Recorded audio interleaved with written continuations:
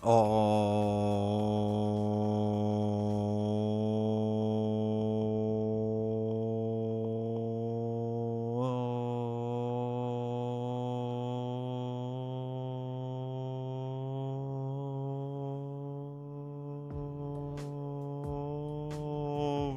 chat.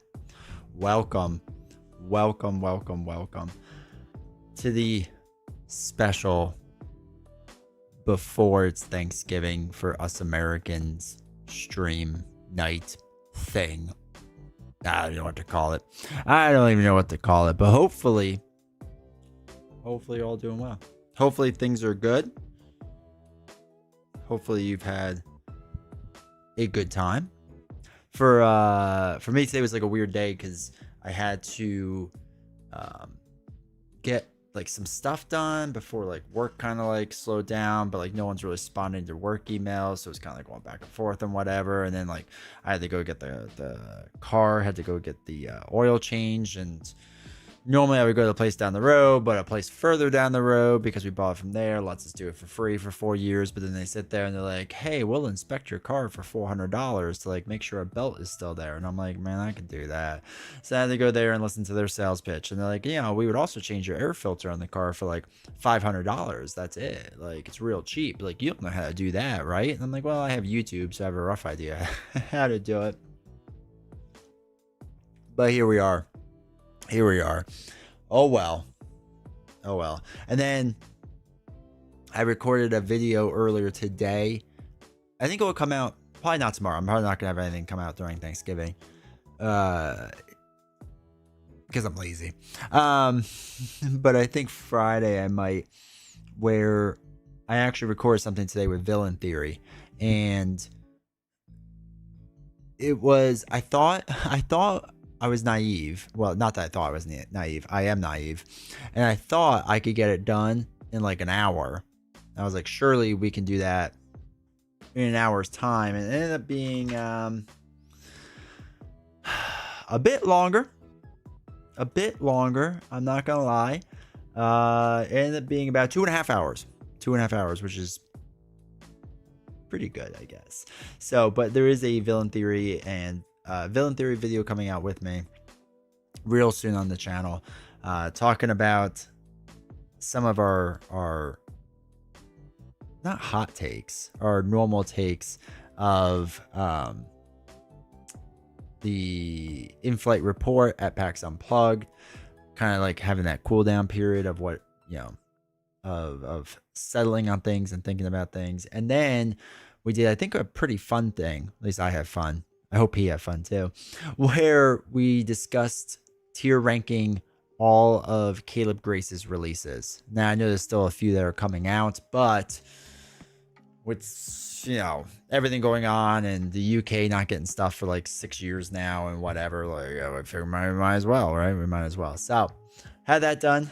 Now I just have to like edit it and whatnot. So, but yeah, I know I'm early, or a bit earlier than I usually am, so I'm sure people are trickling in slowly. But Tiger Forever early, happy Thanksgiving early. Turkey Day meal prepping still nice. Bypassing NFL shenanigans for a truly Thanksgiving movie. Thon John Wick series. Nothing says Thanksgiving like John Wick. I'm a big fan of John Wick movies, just because they're exactly what I want, right? They're exactly what I want. I just want nonstop action, nothing crazy. He ordered, also Tiger Forever ordered Tanglewoods Rose and Cloudspire pre-order. Wait, what'd you get for Cloudspire? Ash's Ascendancy is in the snail mail. I didn't get Ascendancy yet, or I haven't even got the mail notification for Ascendancy yet, so I'm hoping soon. And he's on the fence for the Marvel Champions Civil War for my Christmas to me gift. You should get it. I have greatly enjoyed Civil War so far. I was kind of weird about it at first. Like, I thought I would like it because it's Caleb and I like most of Caleb's stuff. But I think it's much better than I thought it would be, ignoring PvP right now. I mean, maybe PvP will be good. I don't know. Cap, welcome over on Kick. Hopefully you're doing well. Hopefully you have good plans coming up. Alex, happy Taco Wednesday. Who's ready for Turkey Day? Yeah, I'm ready. Well, I'm ready. We're going to a cousin-in-law. I guess that's how that would be for me. It's Novels' cousin, so we're going to their house, and doing their stuff, which is always fun. It's always good to see family and that side of the family too, and see everyone. So that should be a good time. I'm trying to figure out my side of the family stuff still and what we're doing exactly and whatever. My mom's has always been like, we go like that weekend or another weekend or whatever. It's like no rush. It's just one of those super relaxing things, which is always really cool. So, but speaking about Taco Tuesday, last night, Novels and I went out to a Mexican place because our son is with my in-laws, like hanging out there because we have work to do and he has off of school this whole week. So he's over there. So we actually went out to a restaurant for the first time in like a while. And it's like a little pricier of a Mexican place usually. Like 3 tacos is usually like $15, but they were doing a special Taco Tuesday where it was $2.50 for a taco, and you can get like whatever tacos you want. Usually you have to get like 3 of the same, but you can just get 1. So we just like went down and got like 7 different tacos, and then they have these nachos that are just like a massive I mean, it's like 15, 20 bucks for this massive platter, but like they know how to do it right, where it's like taco, cheese, more taco shells, cheese, and then the meat and stuff. So they properly put the appropriate amount of cheese on the tacos. Taco can only be served from buses. Nobly, welcome to the chat. No bade. Hopefully you're doing well. Why only a bus? Taco Bell doesn't come from buses. And that's the best taco you could possibly buy, right? I have a poll up on the YouTube side of things. Excuse me, because I'm genuinely curious. Oh, it's a Florida thing. Okay. Florida. Crazy people. That sounds like a Mexican lasagna. Dude, I would go for that as a Mexican lasagna dish. I love lasagna so much. I'm just like Garfield the cat in that regard. Where was I going with that? Tacos, Taco Bell, Mexican lasagna. No, I remember. My brain is like ready for just like a break, mainly from like work and whatnot. Because we won't be streaming Friday either. Just FYI. So, Taco Bus. Is that gonna pop up? I don't know why it doesn't pop up. But X Sharp XSX, thank you for. Yeah, why is that not like doing its thing? I'm very annoyed by that. But anyway, thank you for 5 months, dude, being a member. Happy pre-Thanksgiving stream, dude. I appreciate you. Thank you for the support.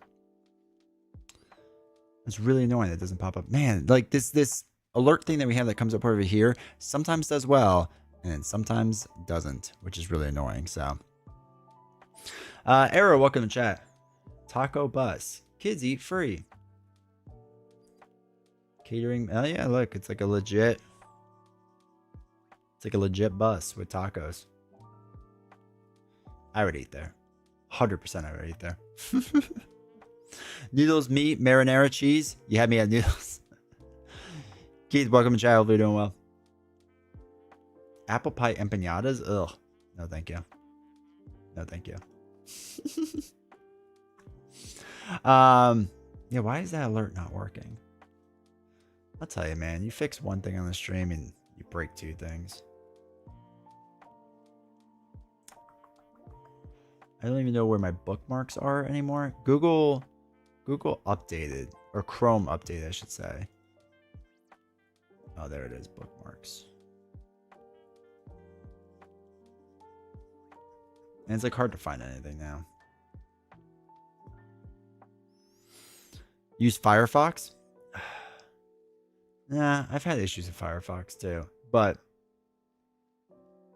it's not Chrome. Why do I even use Chrome? I had to use it for a certain reason. I don't remember what it was. There was something about it that I was like, oh, I have to use this for some reason. Yeah, YouTube memberships. It's clicked. It's there. It doesn't show up. I don't know. I apologize. Just know I know. I guess that's what I get for using the free tier of things. Oh well. Maybe one day we'll redo it all and whatnot. But no, I have nothing against Firefox. I used to use Firefox a lot over time, and then I just kind of got away from it for whatever reason, and then switched to Chrome. But it's funny too, because I work on my MacBook, where like a lot of my work is done. I don't use Chrome on it. I use Safari. So here we are. But yeah, we have some stuff. Oh, that with the polls. So I'm interested with people with what their plans are for Black Friday, at least here in the States, of what are you seeing for sales wise? Because Novels and I were joking about this. That And again, happy pre-Thanksgiving, but this time from me and Uncle Bezos. Thank you, Uncle Bezos, dude. Sharpies 13, thank you for using your Prime sub, dude. Oh wait, did you use your Prime sub and you were a member? Double supporter, I appreciate it, dude. Thank you. Half a beast, happy Thanksgiving Eve, you too. I showed up to Best Buy with a chainsaw and mask. What? Did they kick you out? But yeah, I'm excited to see what people's Black Friday shopping is kind of looking like, because we were joking that like everything's like 20% off, and because inflation has gotten crazy. Hello there. Welcome, Link. It just feels like there's like no good sales right now on anything, like at all. It is borderline just like not depressing, but just like, man, I just wanted to like get something new and fresh, and I can't like justify anything because like it's just nothing's like that good of a price. Or that good of a price. And I didn't really know if anyone else was feeling that or not.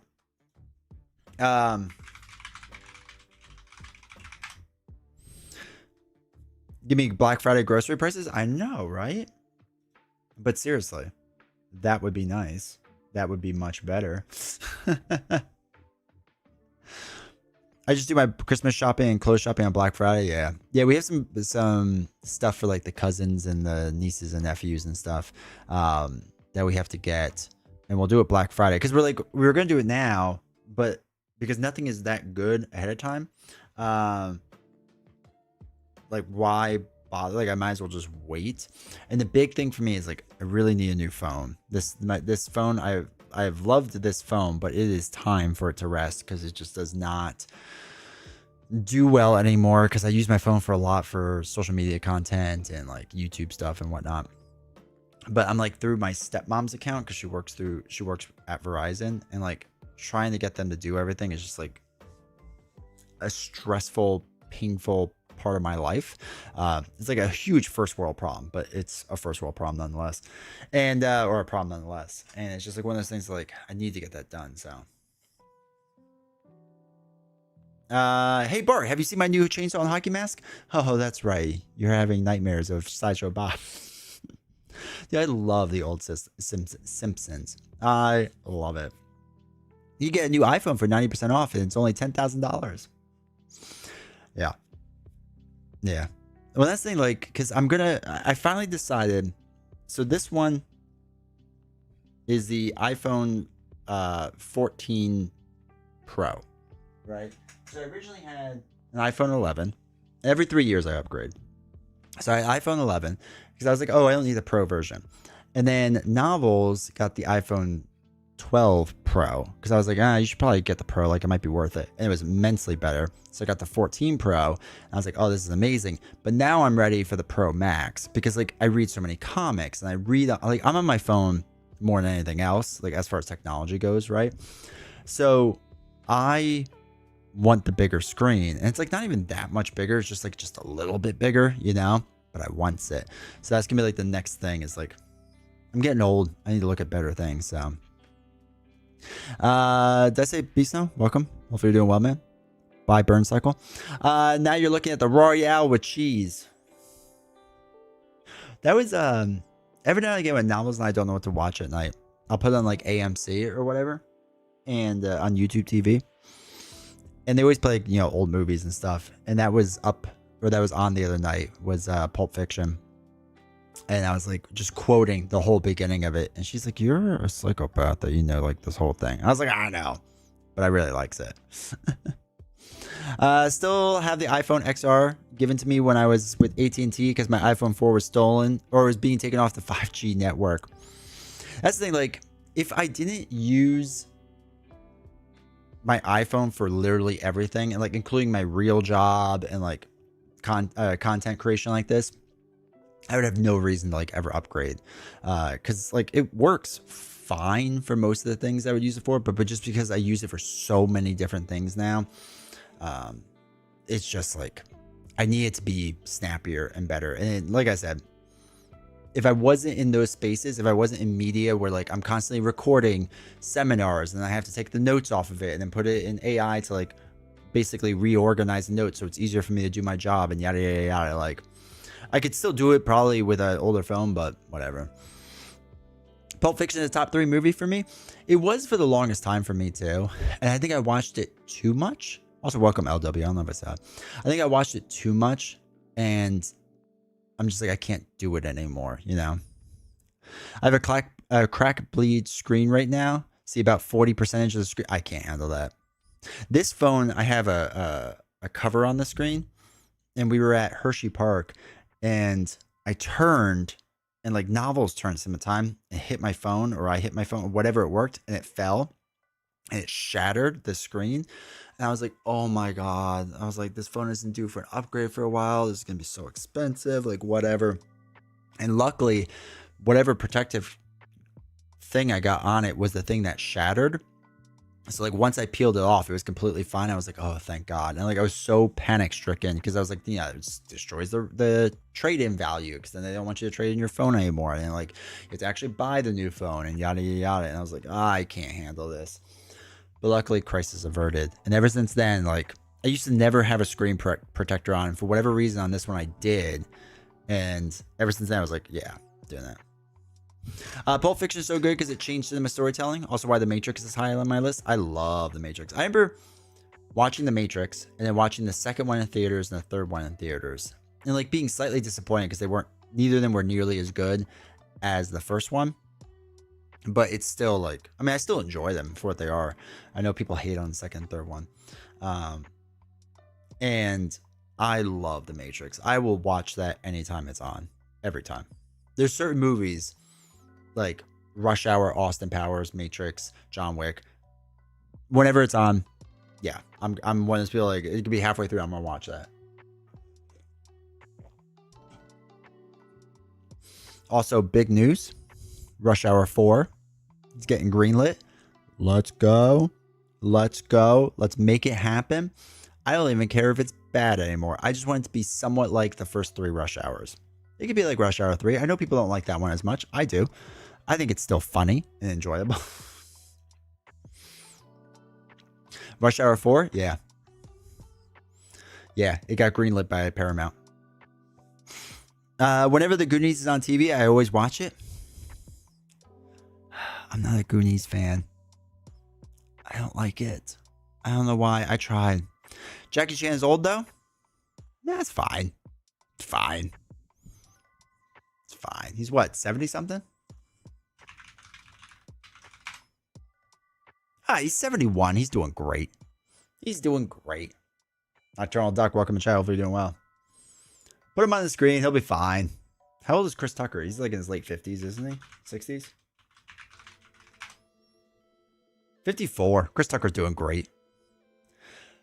Liam Neeson is old. It just takes him 35 cuts to jump over a fence. Yeah. Yeah. I feel like Jackie Chan always took good care of his body, though.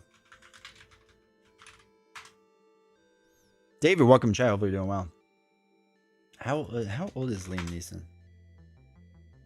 73. Holy cow. I didn't realize he was that old.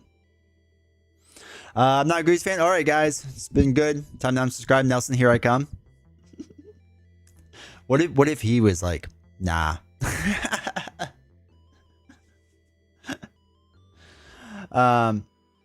It's actually wild, like how many like actors and actresses I love that just like are getting old. I'm getting old, I guess.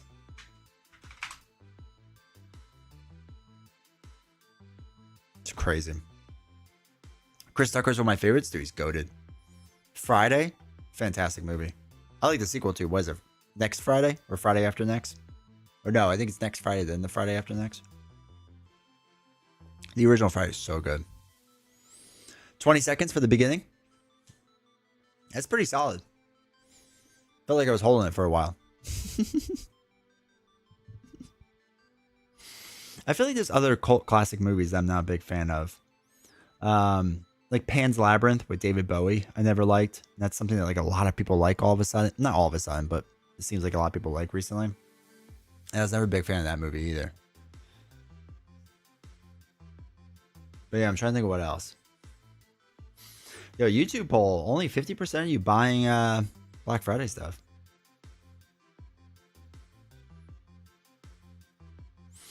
The most positive, loving, genuine guy ever is Nelson, and the one thing he would hate is probably the Goonies. He'd be like, nah, that's not how Nelson would phrase it. He would phrase it like, look, the Labyrinth. That's what I'm thinking. Yeah, not Pan's Labyrinth. Nelson would probably be like, look, it's a really good movie, and I'm really excited for everyone that loves it. I just don't watch it that often, right? It's kind of how he would approach that.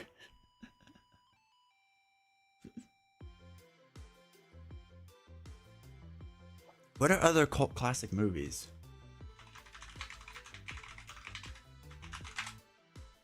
Famous cult classic movies. Give me a list. Forbes.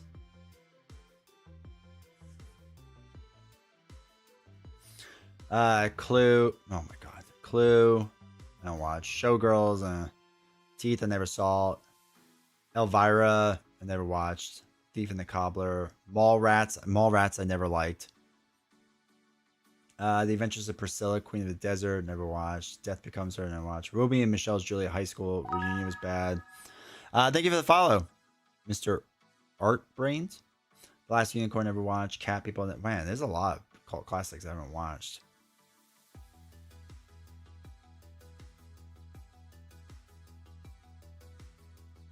Holy cow. Oh. This is the one that's going to get me in trouble. I hate this movie. The Big Lebowski. I hate it. I hate it. I know people love it. I hate it. I do not think it's a good movie. Rocky Horror Picture Show I love. Female Donnie Darko I don't like either. The Wicker Man, the original I've never seen, but the remake is just like terrible, but I love it. Josie and the Pussycats wasn't bad. The Evil Dead movies are good. Cheerleader never saw it. There's Labyrinth. The Thing is fine. Princess Bride I love. Office Space I liked a lot, and now over time I just dislike. Monty Python's great. Eraserhead's fine. Night of the Hunter I never saw either. The Return of the Living Dead's a good one. Billy Madison, Tommy Boy, I love the classics. Season 5 of Stranger Things came out today. First 4 episodes, I believe. Never watched Stranger Things. Never. I think I would give it a try if Novels wanted to, but I don't think it's one of those things where like I would go out and watch on my own. Let's watch Showgirls. I know YouTube wouldn't ban me for that. Carnival of Souls, never heard. Dazed and Confused, my number one of all time list because when I was in high school is when I first found it and related to it a lot. All right. I keep getting older and the girls stay the same age. I like Dazed and Confused. I think it's funny. That's like your opinion, man. I know. Big Lebowski is a little overrated to me. Good, but overhyped. Maybe that's the problem, is because like I think I first saw it in college and everyone's like, this is a like one of the best movies you'll ever watch in your entire life, right? Like that's what I was being told. It's the best movie you'll ever watch in your entire life. And I was like, okay. I like bowling. I like Steve Buscemi. I was like, sure, that's fine. And I watched it and I was just like, what did I just watch? Like, and I tried to like watch it a second and third time and I was like, nah, I'm good, bro. Again, that Stranger Things train, it's so good. Like I said, if Novels was like down for it, I'd probably give it a try. Because it is like a big cultural movie now, so I'm not like opposed to it. Let me put it that way. My wife and I watch it. Nice. Warriors reminds me of going to New York as an early kid in the 90s when it was scary. Yeah. Before, who's the guy that took over as mayor? Not Bloomberg, before him, Giuliani. Is Warriors the, that's the one with the bottles, right? Warriors, come out and play. I think I watched it once. D20 gets older, but Asher's Born stays the same age. I struggle with Stranger Things. Couldn't get into it. Never ending story. Stranger Things started off good, and then it started to insist upon itself. What is that? Is it Godfather? I don't like it because it insists upon itself. What do you like? The money pit. Okay, but the scene where John Goodman tries to spread their friend's ashes, but it all flies into the dude's face was priceless. I don't remember. I have to rewatch it. I remember bits and pieces, but that's it. Saw it Burncycle half off was a good price, would you say? I would say it. The OG Ninja Turtles movie? Yes. Nocturnal Duck. Now you're talking my love language. It's fantastic. Thank you for the hydrate. I remember watching Tusk and thinking, what did I watch? It was so bad. The guy with the bottles on his fingers is the Warriors, is the gang leader in the Crow that gets blown up in the car off the dock. Every time I see the Crow like that, I think it, what is it? Brandon Lee? Jason Lee? Bruce Lee's son? OG Teenage Mutant Ninja Turtles is the GOAT? Yeah. Yeah. I love it. I watched that thing so many times when I was a kid. I loved that movie. And I remember watching it again a bit when I was older, like 6-7 years ago. And I was like, oh, this is not as good as I remember, but that's fine.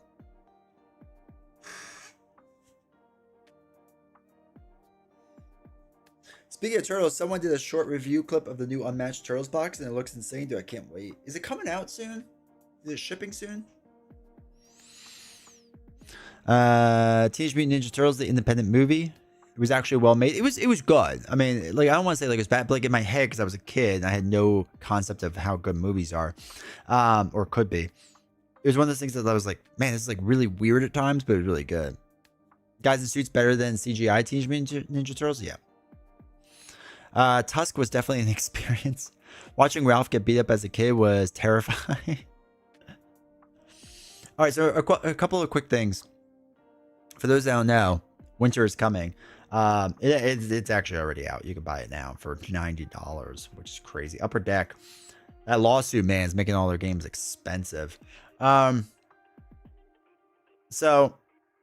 this is Upper Deck's first legendary system that's PvP. So I was glancing at it because a lot of people, if you watched the interview I did with Bagel Top Games, it's kind of hyped about this. And I glanced through the red rule book of their systems. And it's really House Stark, House Lannister, King's Landing, and Dothraki that you can be. And I assume because they'll do expansions for everything else. It's not solo, despite what the early reports were. Pokemon. So it's not that, but it is very similar to the legendary system overall. I'm actually a big fan of the artwork on a lot of this stuff. Like, I think it looks pretty slick. But I haven't gone too crazy into looking at it. But right now, this is the game that's out there. Yawn. But yeah. We'll see. We'll see how well it does. And if they keep printing more of this stuff. I feel like they kind of like missed the boat on this. Because Game of Thrones hype is definitely not what it once was. I think it's fair to say. Okay, why is it just like skipping to the rulebook? But yeah, 550 cards, rulebook, playmat. 4-player boards, token sheet, and 80 dividers. I can PvP against myself, exactly. So yeah, it's out there if you all are interested into it. Okay, so Chip Theory Games. People are talking about this. Their sales are okay. Actually, their sales are actually interesting. It's okay for me because I have all this stuff, so. Nothing but veggies, sour cream? Dude, that stinks. Yeah, there's supposed to be meat in the bottom level. It's supposed to be bottom level, hard tortilla shell, then everything else.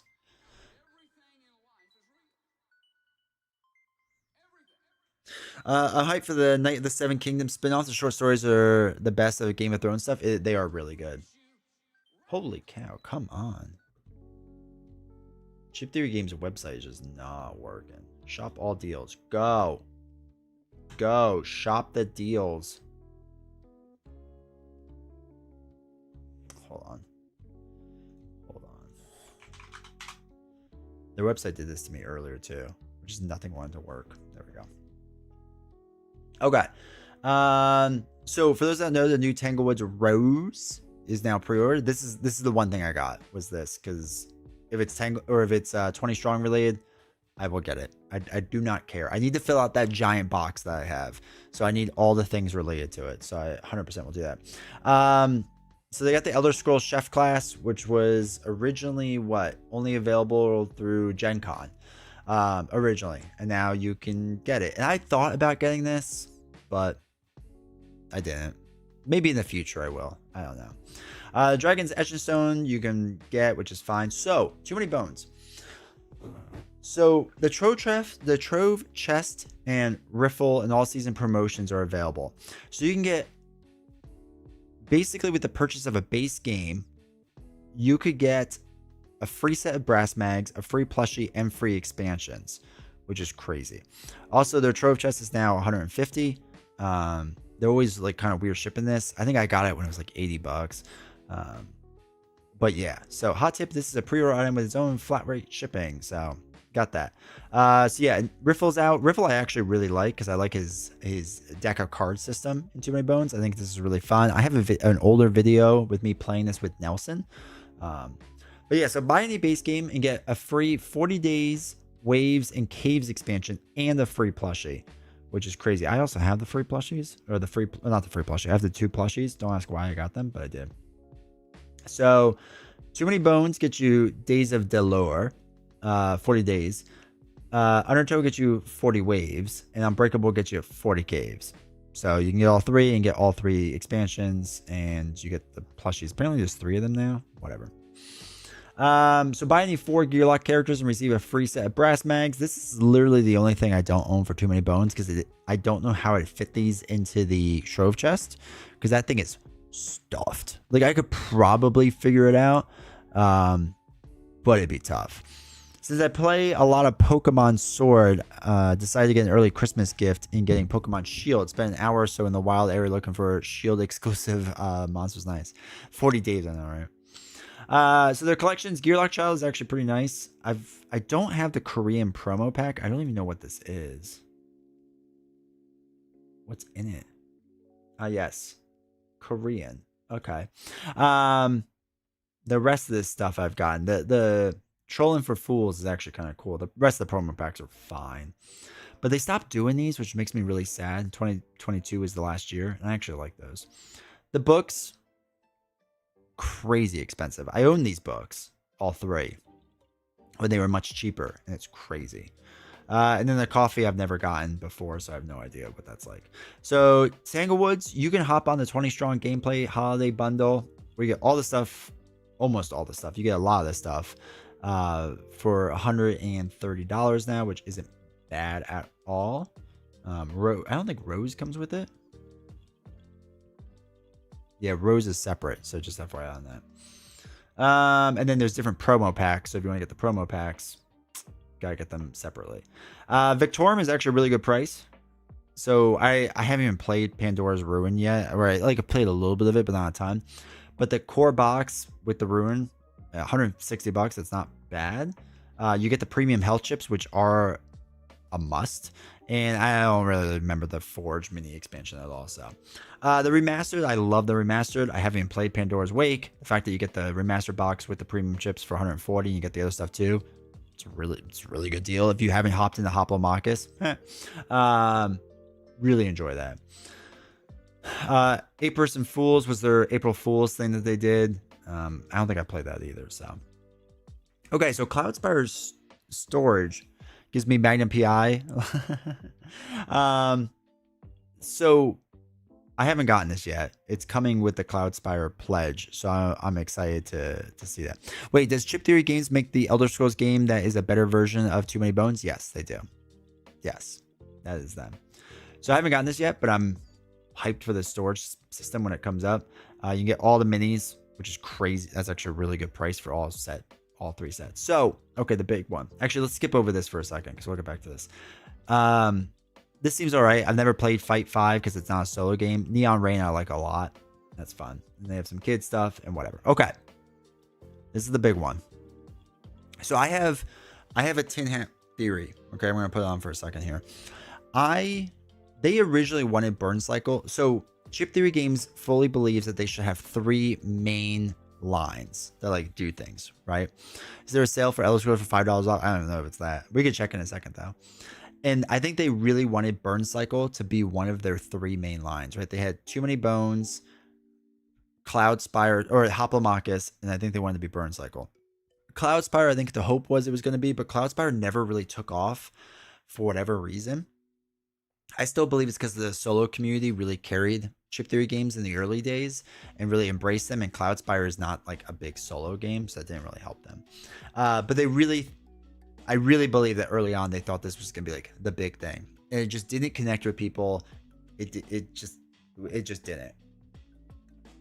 For a variety of reasons, which we've gotten into in the past.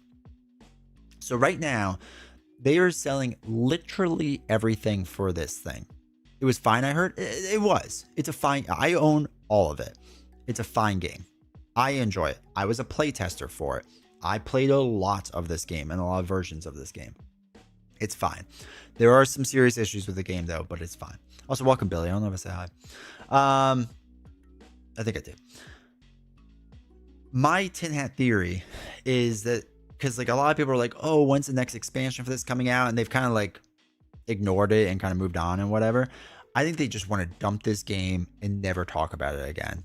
I think it was a bear to print. I think they printed too much because the original idea with this is they came out with Burncycle, and around the same time, Final Girl came out. Final Girl, if you all remember when Final Girl first came out, there was like some hype around it, but like it wasn't a massive Kickstarter.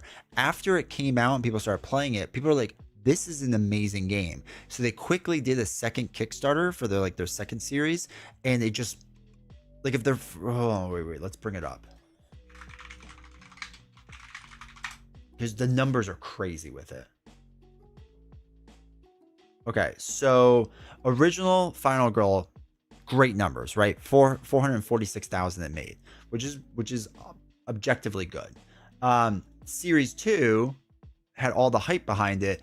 It made $2 million, right? So like it exploded, and they did it fairly quickly after the original Final Girl came out. So original Final Girl comes out, everyone starts talking about it. Everyone's hyped. You couldn't get it. Like, I don't know if people remember this. Like, everyone was trying to frantically get it, and they just didn't print enough extra copies because I don't think they expected it to be as big as it was. And then Final Girl Series 2 came out, and everyone jumped on it. So for 2 million total. Did 3 do even better? Oh my god, it's like not loading stuff. I have no idea what this internet's doing. There we go. Final Girl Series 3, yeah, made 1.8. So it was definitely like a lot of hype with the first one. So Burncycle Kickstarter. So the original Burncycle did also $400,000. So they had talked about this in their Discord server, that they saw that what Final Girl did, and Final Girl with Series 2 came out and everyone was hyped, and there was a lot of hype because they did a lot of marketing with this at the time. Like, they gave it to like all the biggest influencers and whatever, and like they all did their stuff and yada yada yada. So they quickly did a second one for this, and hold on, it is like not easy to see all the projects anymore. Oh, I don't think they did it here. I think they did it on GameFound.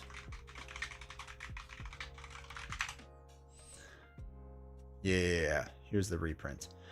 And the reprint / the expansion only did $400,000, which I think they thought was going to do a lot more. It was going to go crazy, and it just like it never did. It never went crazy for them. So anyway, my tin hat theory is that they had a ton of extra printed stuff for this, and they thought it was going to be the next big thing, and it just wasn't, unfortunately. Again, I like it for what it is, But I have a gut feeling they have a ton of extra stock and they just want to get rid of this game. They just want to just get rid of it. So if you're all interested in Burncycle, now is the time. I will warn you, this orange mat is a big one.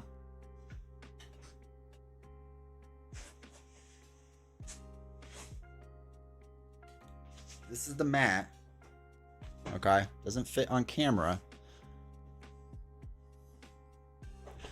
If you take a Civil War box,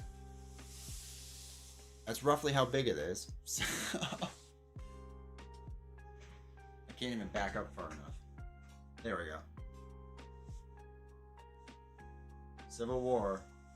Oh, like it's a massive, massive mat, and it is crazy. And D20 is only 4 feet tall. D20 is 6'2". It comes up to here on me. It's massive. Okay, I screwed up everything over there. It's not big enough, I know, right? So the question is, will all this stuff will all the stuff I will be getting for this fit in the original box? No, it won't. What's really weird with it, hold on, you'll fit some things, and if you get kind of tricky with it, you can get some other stuff in it. So the original box itself doesn't have a ton of room in it. Like these mats kind of fit weird, so you have to like really crumple it. But the insert for the box, did they show the insert? The insert's kind of interesting in it, and it helps organize stuff, so you'll be able to fit some of it but not everything, because it's not like a ton of extra stuff. But like these, like this comes with like an extra mat, and once the mats start piling up, it doesn't quite fit right. Like it gets pretty close from what I remember. Obviously the brass mags you can't fit in, obviously. I really should get all this stuff and bring them up. And like when you get the deluxe bag, like the deluxe bag has a really hard time fitting in there. But I think a lot of the stuff you can fit in. I don't think all of it though. I have to relook. The mats, obviously you can't. I don't remember this crossover pack. I think I have it in there, so. God, that won't fit on my table. It doesn't fit on this table. That's right here on the ground. What about Cloudspire? I think they want Cloudspire gone too, because obviously this last printing they did is it, right? So they said this is their last the final campaign, right? They said this is it, and they kind of had to, because their second expansion, there's like stuff that references the next thing, and there's like cards and stuff and whatever. But yeah, this is literally it for Cloudspire. Definitely won't fit. Well, no, I take that back.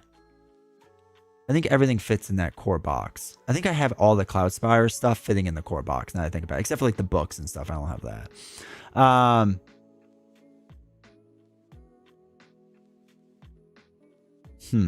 trying to think now. Yeah, I think I have everything fitting in there, actually. I have to find the box, though. But yeah, I think they're trying to get rid of it, so. Show everyone what you hate about it? What, Burncycle?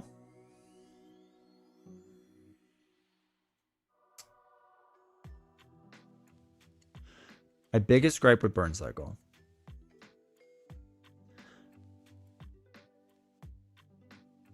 Hold on, I want to see they show this. This thing is the devil.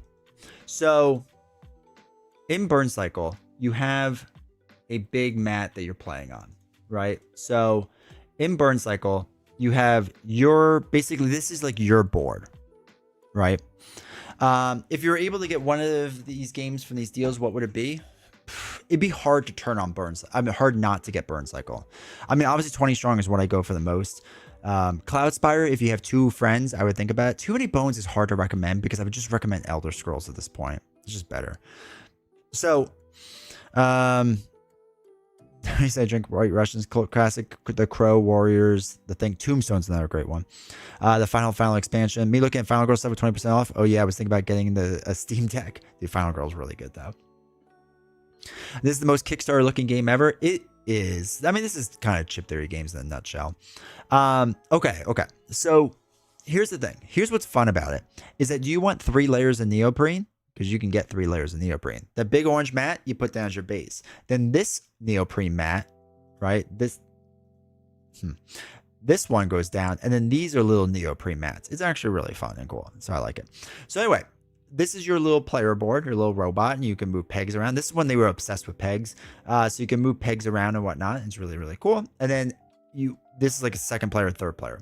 So you're playing solo, you have this guy, and then you have like a helper robot that you drag around on the mat. You don't drag him around, like you can move for him. So like you're never playing true solo. You're technically playing 2, but this guy's pretty easy to like work usually. And each one's very unique and different. Every single player robot can also be your little side buddy robot. So it's nice that they do that. So it's not like 2 different stacks, right? So anyway, you're basically going around on this thing, and there's like these enemy chips that you see here with life, and they have the hard part too is like understanding how their line of sight moves and how their movement works. Like it's not super intuitive all the time because they all have different kind of movements. You got to understand what the chip says with the movements and blah, blah, blah, blah, whatever. But generally speaking, you're trying to like sneak into these rooms, unlock these rooms, try to unlock these chips, which get you different things, which are usually on like these cards here of what you're trying to do. Okay. So the whole premise of that is really fun because you start on this side, like where this, black bar is. So you start here on the outside of the building, and then you have to work your way in, and then different things happen when you go in there. So you sneak in these hallways to try to hop in these different rooms. There's usually an elevator or like stairs you can see here or something that let you go to a next floor, and then you rebuild the map for like the second floor, and then there's sometimes a third floor. Different scenarios do different things. So some scenarios are just a 1-floor scenario. Some scenarios are a 2-floor scenario. Some are a 3-floor scenario. You can pause between the floors if you really want to. But yeah, so you do these different things. This is really fun and enjoyable. And I like this. I know some people don't love it, but I do. It's supposed to be very sneaky and hidden. It's really not. Like it can be played that way, but you'll learn quickly that's not always the best option. Whatever. So you have this whole bag builder system with these different chips and whatever. Okay. That part is really fun. This board is the bane of my existence. I hate this thing because basically you're having all this fun each round on here, and then you have to go over here and do this little peg thing where you're trying to move pegs around, and the enemy's trying to move pegs around, and sometimes they connect and sometimes they don't, and then it increases this little threat tracker. And when certain things happen, you can see there's text here. When certain things happen on here, like bad things happen. If the threat gets too high, you lose the game. This whole thing just like takes you out of what you want to be doing. What you want to be doing in this game is moving around on this mat, having fun, trying to sneak around, whatever. This thing adds like 20 to 50% of extra time in the game because of what you're trying to do with it. And it's very important to the game and how it does things, but it's just crazy. Like it pulls you out of it every single time, and it drives me nuts. So I hate this thing. And it's like not even that you can't even play without it. Like if there's a way to like get it out of the game and just focus on this, but it's so many scenarios are dependent on what happens on this board. This is my biggest gripe with this game is this board. A lot of people get kind of like worked up about like there's a lot of keywords on things, but if you're used to chip theory games, all their stuff has a ton of keywords and like symbols and stuff like that, whatever. The rule book is not great. It's really not good. It can get really convoluted and not explain things well. But yeah, it's just this thing ruins it. So you said you like mats. Do I have a game for you? The Stops Burncycle box. This game has all the mats. Yeah, basically. They saw the level progression grid on Final Fantasy X and said, let's do that, but make it worse. Exactly. I think I'll just play V Sabotage or get Metal Gear Solid. Metal Gear Solid is everything I wanted this to be. When this game was promoted,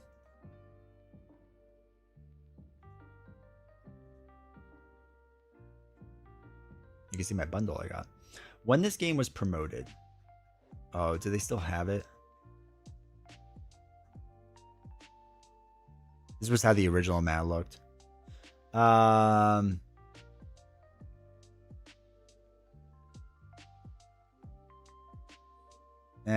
can't find it. Basically, they really heavily promoted this thing as like a stealth game. That was gonna be this crazy stealth game, and That's right. I don't know if you get this. Well, no, that's a little bit different. The only thing you don't get is the extra dice. So they promote it as like this huge stealth game, and it's just really not. And Metal Gear Solid does it so much better. I wanted what the Metal Gear Solid board game is. I wanted this to be that, basically. That's why I wanted to get Burncycle at first, because the sneaking looked interesting. Yeah, tactical stealth action, exactly.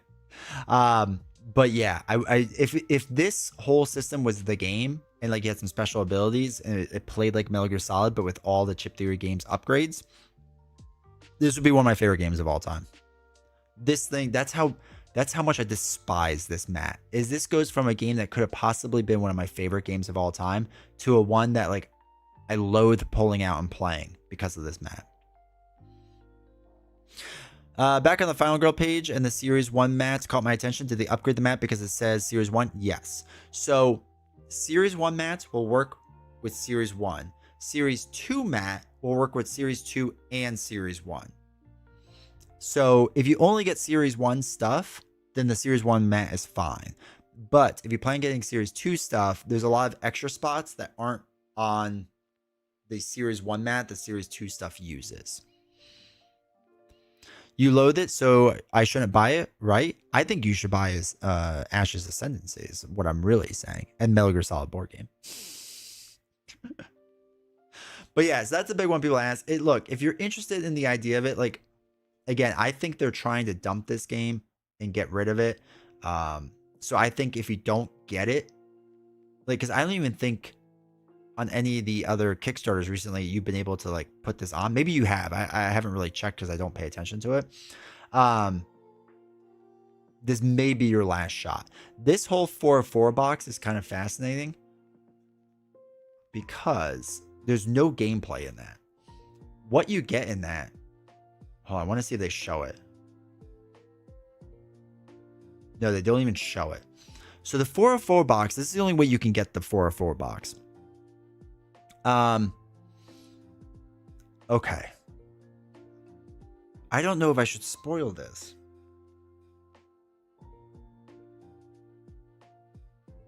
Okay. Here's what we're going to do. Here's what we're going to do for a second. I'm going to do earmuffs for a second. Okay. And if you do not want to know what's in the 404 box, right? Don't listen. Just mute me for a second. I'll go like this. And when I take them off, you're good to listen again. Okay. So here's the thing with the 404 box. What's really kind of fascinating about the 404 box is there's no gameplay in it, but it literally comes with a tape recorder. And the tape recorder has all this story and stuff, but it's how you get extra content for this game because there's a huge puzzle. And for those that have been around the Burncycle series for a while, the Chip Theory game series for a while, Chip Theory usually has hidden puzzles. That's its hidden puzzle. It's one of the hardest you will ever do. It is really, really tough. And this extra stuff you get for it is fine. It's nothing amazing, but it's fine. But it's really, really fascinating that you can't get it any other way except for this way now. So it's got some stuff on it and it's crazy, but it doesn't add anything to the gameplay value.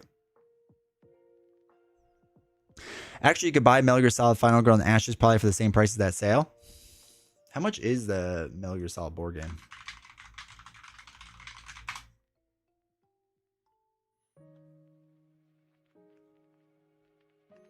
Oof, 110. Went up in price.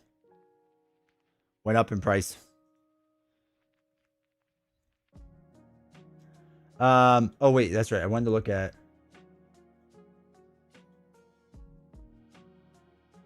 Elder Scrolls. I have a little from Series 1, 2, and 3. Yeah. Your best bet's getting the Series 2, Matt, then. So is Elder Scrolls now $225 for the core? Jeez. Oh, they did the books 25% off. I haven't used these yet. I also have this mat. I think that's more expensive. All right, so yeah, there's nothing on sale for there. How many mods are in? If only, right? That'd be funny if they do that one time. Series 2 mat all the way? Yeah. Yeah, you're better off getting it. But yeah, Cloudspire. Here's the thing with Cloudspire. If you have someone to play with, Like, okay, if you're asking me between Cloudspire and Burncycle, right, and it's just by yourself, and you're really diehard that you really want one of these games for whatever reason, I would probably recommend Burncycle as a solo game. It's a good solo game. Like, it's not amazing, but it's definitely a good chip theory game solo game. If you have a friend to play with, Cloudspire 100%. Every single time. Cloudspire always felt bad that like it just never got the support that they were hoping for. Cloudspire is so incredibly good. And I feel like it got so many negative reviews that it was like this overly complicated game. And again, if you're used to chip theory game stuff, it's not that bad. I taught my buddy this at PAX Unplugged like 2-3 years ago. I said, hey, do you want to play this game? He's like, yeah. He's like, isn't it really complicated? I was like, it's not. You'll see. And the first like 2 rounds, he was kind of like feeling it out. He's like, okay, it's a little weird, but whatever. Then he got into the rhythm of it. And it was just like, oh my God, like it just makes sense, like what you're doing. And it's great and it's fun and it's amazing. And I love this game. I backed Cloudspire on GameFAQ mainly for solo. I'm excited for it. Tower Defense puzzle solos. I'm hoping my heavy gamer friend will try it. The solo stuff is interesting because it's I think there's a mode that you could just play, but you're right. Vamp, also welcome in chat. If you're looking at it from that, you just want the puzzles section of it because you need to get the book, right? The scenario book. Well, that's not true. You don't need to, but it has a lot more scenarios in it. I think there's only like 5 or so in the main book. But the extra book has all the extra scenarios. If you enjoy working that puzzle out, it's fun. It is fun. But I feel like I'm not playing Cloudspire. I feel like I'm playing like a weird puzzle version of it. So I don't enjoy it much. It's also a very large game as well. The Burncycle mat that I showed you, Cloudspire is the same size, if not bigger, and I can't fit everything on the mat. Burncycle, I could fit all the components on that mat. Cloudspire, I could not fit all the components on that mat. Cloudspire is a massive game. It is huge. I got too many bones, 20 strong for the small footprint table with the gameplay size, 20 strong for life. 20 strong is a brilliant game. I love it. I went for Burncycle because I don't think I'm ever going to get a deal as good as this for all that stuff. 100% agree. Like I said, I think it's going to fade away and be gone and go to the way of Trip Lock. Not here anymore. I love Trip Lock. I wish it got the support it deserves. I'm still looking for the big playmat for Trip Lock, which I'll never find. I love Trip Lock, but it's gonna be taken off this list. I added the books. They said this was the last reprint for Cloudspire. It's not financially viable anymore, so it just felt now or never. As the long-term game. Yeah, that's a good way to look at it, dude. It's a good way to look at it. Like I said, my one buddy who I taught this, I still want to have him come over one day without all the kids around and play this with him because we loved playing this. This was so much fun to play. Love it so much. 20 Strong is so good. It's so incredibly good. 20 Strong is just like an amazing game. It really is. I'm hyped for this deck too. And I'm hyped for the Awakened Realms cycle that's coming out next. I think it's going to be really good and fun.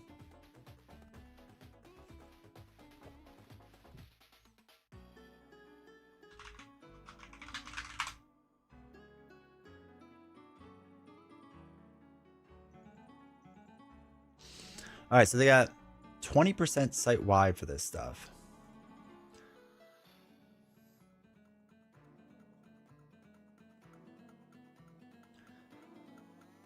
So they've come out with 3 so far of the Series 3 or Series 3 stuff. Shriek. What's Shriek supposed to be?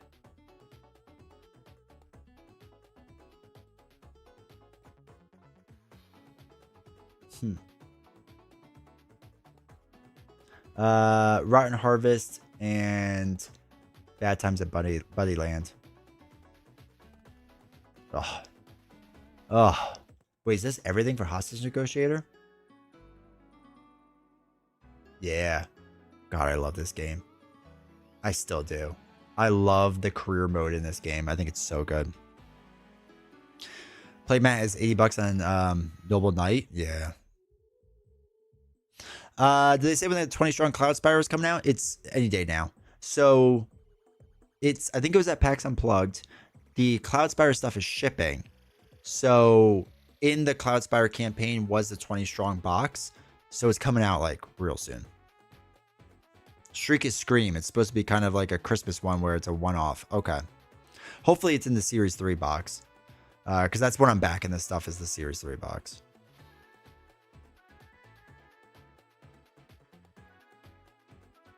God, there's just so much stuff for this now.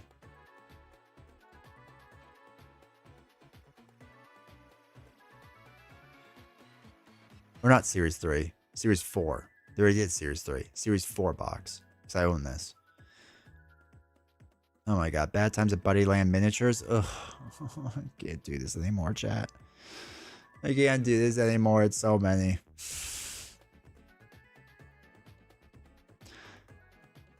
The Zombies expansion stuff, it's so good. Nice.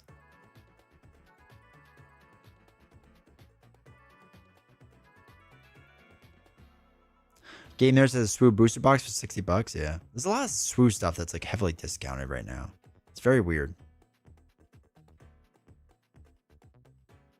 This is a fun die.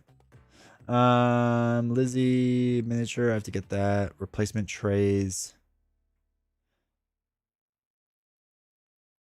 Man, they have so much stuff now for.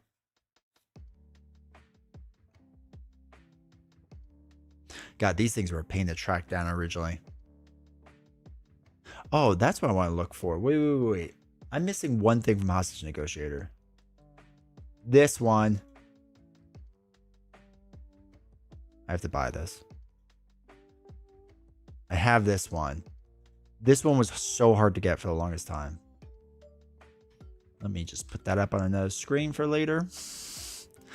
And like, I talked to Van Ryder Games. I was like, are you ever doing this again? They're like, we all know. I was like, ugh, I love Hostage Negotiator.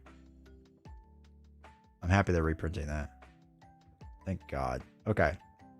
I can get 20% off that $5. That's a whole $1 off. Let's go. All right, so I got something else to buy. So that'll be my two things I buy so far for Black Friday. 20 Strong Rose and the Year Zero promo pack that I couldn't find.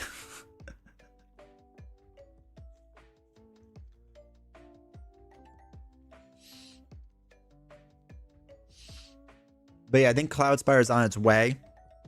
So once I get Cloudspire, I don't even know where I'm going to put the Trove chest or Cloudspire chest, whatever they're calling it. I don't even know where to put it yet.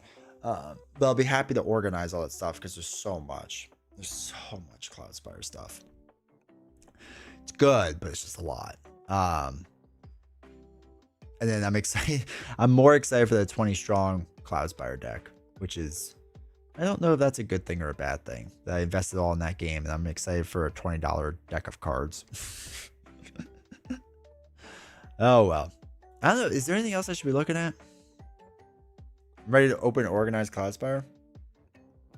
I'm excited to hear your thoughts about it when you get into it.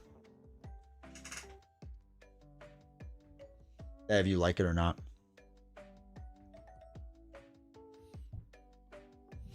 Epic, welcome in chat. Hope you're doing well. Missed your thoughts on PAX Unplugged. I wasn't there, so I have no thoughts. So I won't be uploading a video of it or anything.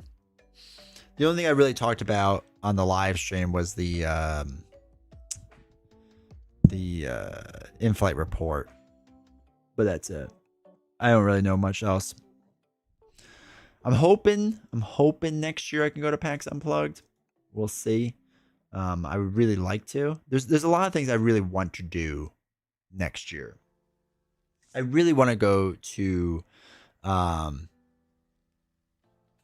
Hall of Champions. The event in Minnesota for Marvel Champions. I really want to do that, so we'll see. I'm out of Calyx space for Cloudspire, Masters of Orion, the rest of Heroes of Might and Magic 3, Root and Flamecraft, and everything else I packed. Good luck with your organization. I know.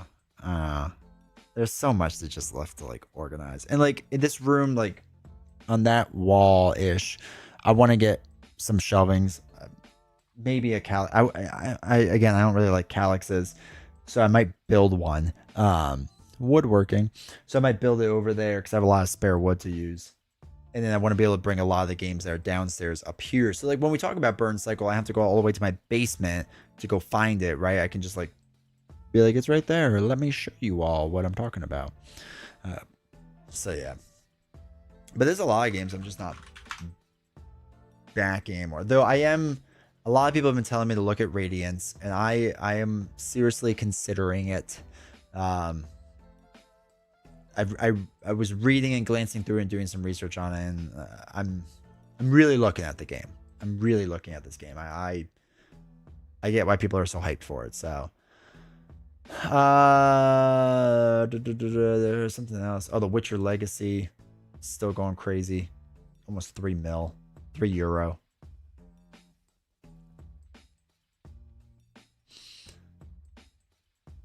Oh, no, I'm not the biggest Legacy. Like, this just looks like so much table space. It's just so much. I can't handle it. 100 hours? I don't have 100 hours.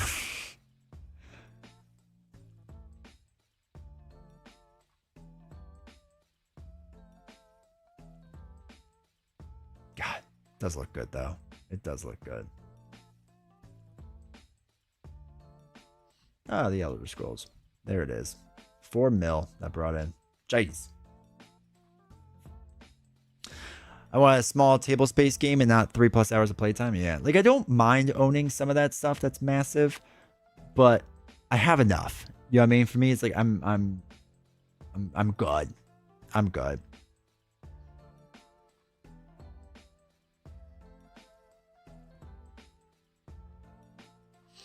What I'm really excited for.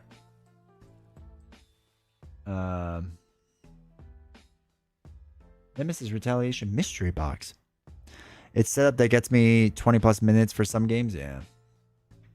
And I know I've said this before in chat, and it's still the case. I am still so incredibly excited for this game. I know it's going to be super depression time and whatnot, but I don't care. I love the video game. It allegedly helps, the new system of it helps fix some of the slow downtime of the old game. I'm 100% on board. And like, I'm not a big Awakened Realms guy. Like I said, I have Ether Fields and I really liked it, but this is something I'll absolutely get, or I have gotten. But Radiance has a little bit of a feel of Lord of the Rings LCG with the travel deck. Yeah. Welcome, Adam. That's the thing. Like, it looks like a good game, especially for the price. It's not bad. I'm so slow up set and play. Also, I can spend 45 minutes setting up and then break up my gameplay solo over a full weekend. Vamp, if I had like more room, I would do that. But mainly, I play on this table, and because I also work on this table, it's like really hard to. So, I wish I had a good space for it. It'd be nice that like. Eventually, I would like to get rid of this bed and just set up like a work area. Like, I would like this to be like a true office, but we'll see. But yeah, so how depressing is this game? It's the most depressing game I've ever played. Like, especially the video game. I've heard the board game is equally as depressing. How dare you? We can pull out a cot for you. It's fine. So it's just one of those things that like it's there's no easy way around it. It's depression overload, but there are some positives. It's like art, like really good art, right? Some really good art can be like very emotionally moving, and that will be this. But I still appreciate it for what it is. So T-Bola, welcome in chat. The slow setup is what always makes it so hard for me and my group to play Arkham. Maybe I'm just not organized enough, but it always feels like I take 10 minutes setting it up and it ruins the flow. Arkham, yeah, I could take a bit. I have a lot of the dividers and stuff that helps it go a little bit faster. I have to build decks ahead of time because I can't like do it on the fly and on its time. So, yeah. I have to be home alone for a while to leave out our 10-person dining room table is the catch. So when my family flies in, I give it board gaming for a few weeks. That's fair. This war of mine is beautiful and sad. Yeah. Welcome, noob. Is it like Dead of Winter, but better? I don't remember Dead of Winter. I played it once, like 8 years ago. So I don't know. The whole general premise of this basically is that you're literally trying to survive. So wait, does it show the board? So what you're trying to do. Okay. So basically you have a board like this, right? And you're trying this house that you're living in. You're trying to upgrade the house and make it more livable, because if you don't, you can die. And throughout the time, like, people will try to like come in and be residents and like help you out. Other people will try to like kill you basically, and you can choose who you want to help or not help. If you help certain people, maybe they're good, maybe they're not, right? Or if you don't help people, maybe that'll backfire, maybe it won't. You also have to send people out to like go get more supplies and stuff like that, which can be really dangerous. So that's a very high overview of it. But it shows how terrible people can be when their back is against the wall, basically. I'm closing in on 40. Yeah, so am I. I've still slept on like the floor and stuff. I went all in and caved. Wait, for what? Oh, for Radiance? Joe Clipfill makes great games. Can't wait to receive Dragons of Etchenstone. I can't wait either. I backed everything but the cats expansion because I didn't care about cats. Yeah. Then you deny them help and you see their starving daughter walk away in the cold. Yeah. And then sometimes you help them and then they murder you in your sleep. Like, it's not great. And the thing is, like, sometimes you just have to turn people away because you don't have enough food, right? So like you literally, like, a part of it is managing like who goes hungry for a while, or who stays really cold for a while, or who isn't allowed to sleep. Like I said, it's not good. But yeah, from my understanding, the second edition of this, there was some. I played the original game I think like once. But I played more of the video game. And from my understanding, there was certain like things in the first game that was like a bit here's the short mode, right? Cut down setup and playtime without cutting the experience with a simple alternate setup and no need for extra decks on a rulebook. You'll be ready to play faster and finish within a single session. Like stuff like this is what kind of got me really into the idea of the second edition of it, right? They have all the first edition expansions and all that stuff and whatnot that you can get. Tons of different stuff. So it'd be nice that I could play like a shorter version and like a longer version of it. So, but yeah, this war of mine sounds darker than Frostpunk in some ways. I love Frostpunk. That was my Black Friday treat last year. Glass Cannon had the pre-shade miniatures and game 30% off. How do you like the board game version? I own the computer game and I really like the computer game, though I get crushed constantly. I'm not very good at it. But how do you like it as a board game? It felt like they were trying to sell me on that tower a lot as like the main piece. And I get it, right? That's obviously a huge part of the game. But yeah, I'm wondering how you like the board game. Or do you play the computer game as well? Like, how do you do that? Because that's like a Slay the Spire thing for me, where like I probably will never get the Slay the Spire board game. My buddy owns it though, so I can play it. But I'll probably never get the Slay the Spire board game because like just the video game is so streamlined. It makes sense to me. And that's my only worry with this war of mine, is that I like the video game and it's like very simple and whatnot. But yeah, I don't know. I like the video game so much that it's like, this just makes sense to me. Just complete my order on Series 2 Playmat, Buddy Land, and knock at the door. Let's go. Okay, so second edition features has character boards, dual layered. Boards replace individual tokens with a streamlined, intuitive system. All statuses are now tracked faster and more visible, which I like. The miniatures, they're fine, whatever, that's cool. The short mode, premium script books. I'm happy that they're doing nicer books. First player token bags and components are cool. An advanced rule book, so every rule and FAQ is all together. New functional insert. To me, this is a big thing for like setting up games, where the inserts can help a lot and like make things different. I'm hoping that's what this will do for this one for sure. So I'm hoping with all that stuff, it will go pretty well. Was Frostpunk a board game first or a video game first? I'm pretty sure it was a video game. I'm pretty sure it was a video game first that became a board game. I'm not positive though. Fair warning, in the board game, you have to be able to manage all the time and day cycle manually. It really bogs down the gameplay with micromanaging the day, the health, the food, etc. I played the video game also. Okay. Video game was first, I believe. Yeah, I think so too. I think you're right. For me, I love the board game of Frostpunk, but I can sit there and let the rule book micromanage the day cycle, and the video game does that automatically. Slay the Spire board game is so good. Favorite game from last year. A lot of people love it. A lot of people really, really, really love it. Like I said, my buddy has it, so I want to play it sometime with him because I like that you could play it 2-player. But I don't know. I just never got into it. Or I never got into the idea of that, so. God, they really did a lot of extra stuff with this. Kind of forgot. Huh. Jeez. Jeez. God, this is gonna be such a big box. I hate when Etherfield stuff shows up because novels is like, what did you do? What did you do? How does it feel to upgrade the cards in Slay the Spire? That's a good question. This War of Mine is my game for when I'm super depressed and you to remember that others have it worse. Yeah. Yeah. I like the co-op part of it. Also randomly having unlockables was funny to me. That's cool. All right, chat. Give me 2 seconds. All right.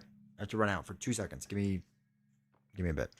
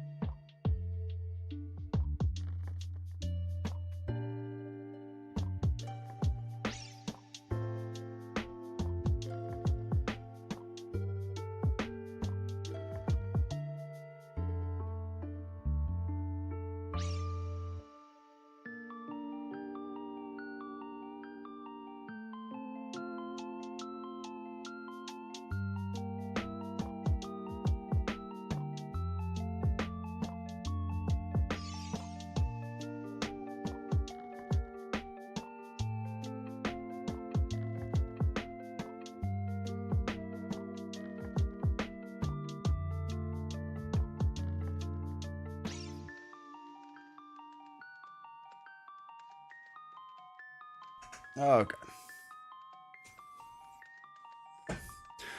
Nah, not the word game. I would have, but man. The hegemony is 25% off this week. If anyone's looking for it on sale, I heard it's great. My friend owns it. Isn't it a pretty heavy game or no? You think we'll get any new LCG games? I don't think so. I think our best case of that was if Caleb would have done it. But I think since he's like all in on Star Wars, I don't think that's like gonna happen anytime soon. I think that the TCG way is like their way of like making money and whatnot.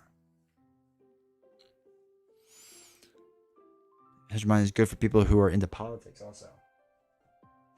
I do enjoy politics. I think it's super heavy. What hero villain you playing tonight? I think we're going to continue our Tiger deck and go against Spider-Woman.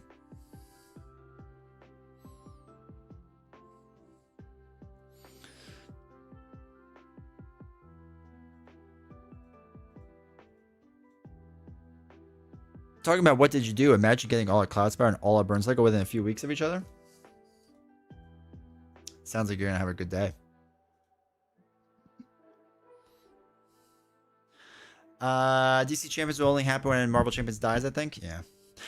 This is why I partly hope that DC Legendary absolutely crushes it. Because I think it will show that there is a market out there. I think it will show that there's a market out there for that. I mean, like there obviously is, but you know what I mean. I was hoping the big half a beast welcome.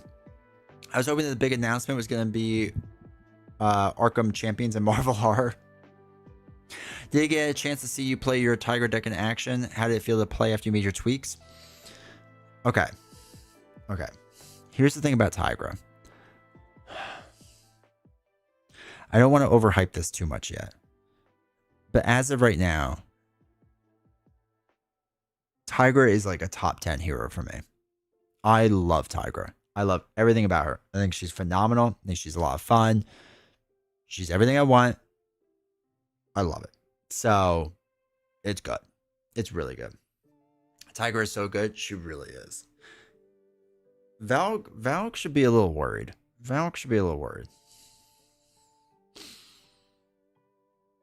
The option for villains and DC champions just off of Batman's Rogues Gallery is stupid, yeah. I'm waiting for the Vault to release Doctor Strange and Sinister Motives. Man, I hope they do it with the Vault. They really made it sound like it's going to be board games only. We talked about this on Monday that somebody had talked to the person who did the Vault thing, and they said it was only going to be board games, but I think it'd be nice. It'd be nice also if they just like boxed it together like they did for international markets, but I don't think it sold that well. Don't tell Scarlet Witch or Domino. Don't. Definitely don't. We will also be doing the new camera setup today. For those that weren't here for Ashes. We have a new setup. So I'm hoping that you can see the cards clearer and better. Missed that? Yeah, it wasn't explained well in the thing. But that's their understanding. Because it's easy to reprint whole board games. It's like they think I don't know. I don't know. I mean, I still don't know what board games or really have that much hype that are that old that everyone's like clamoring for. Like that's what I'm more interested in. It's like what game do they think that is? You know? Because I don't know what it is.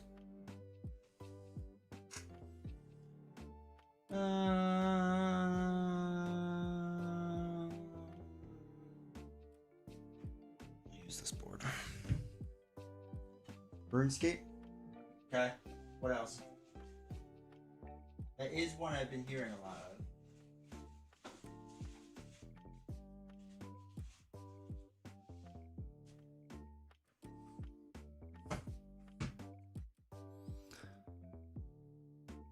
Yeah, Battlestar Galactica, I'm sure is a rights issue too. I agree. That's the thing. Like my challenge was to find ones that didn't have rights to them.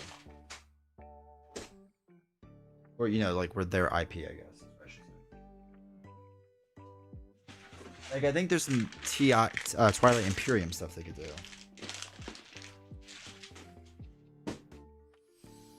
Hero Quest already came back. Maybe Fireball Island.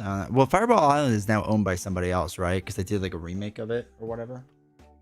I'm not 100% sure on that, but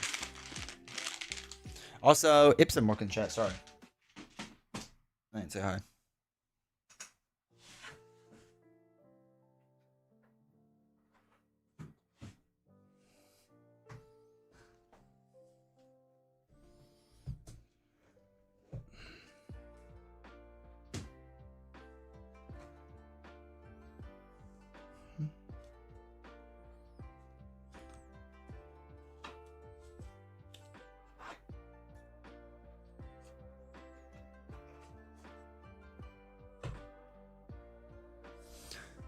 Custom content for professional printing. Wait, did you like know someone, right? Isn't that why how you're getting it done?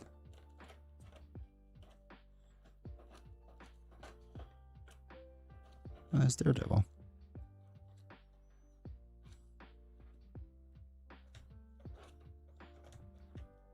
God, I can't wait till I get dividers for this game. Alright, that's Iron Man related stuff.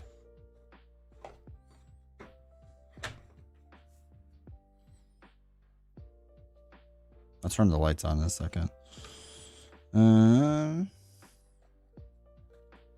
don't know where anything is. It all blends together.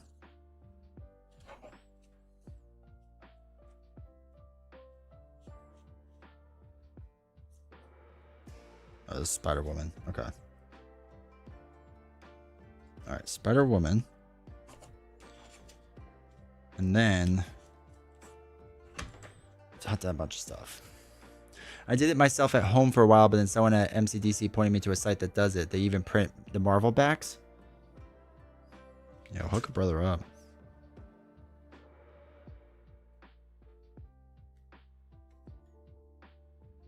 All right, so we need Spider-Man, Defenders, Hell's Kitchen, Cloak and Dagger. Okay.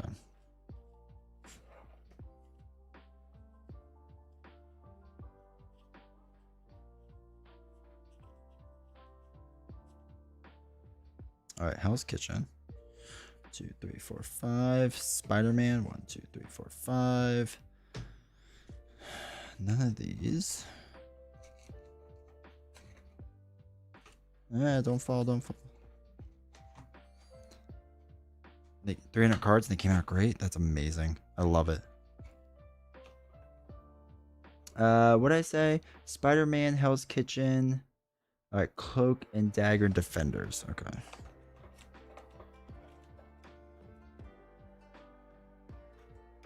All right, there's Cloak and Dagger. All right, and there's Defenders. Okay. 2, 3, 4, 5. 1, 2, 3, 4, 5. Okay. I think that's everything. All right.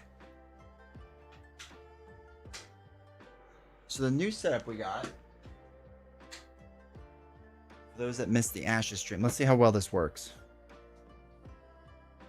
It's not great, but it's not bad. You can see like the green screen hits the 3 on the defense, but whatever. It lets you like at least read the cards up close. So, okay, I'm happy that works.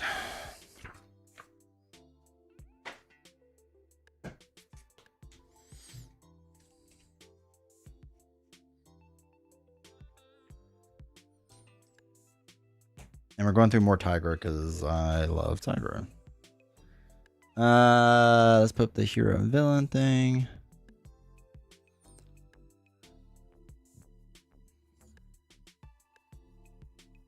Okay, cool. What does she have? 10 life? Alright, Spider-Woman. Actually, we'll get the villain stance. Use my link.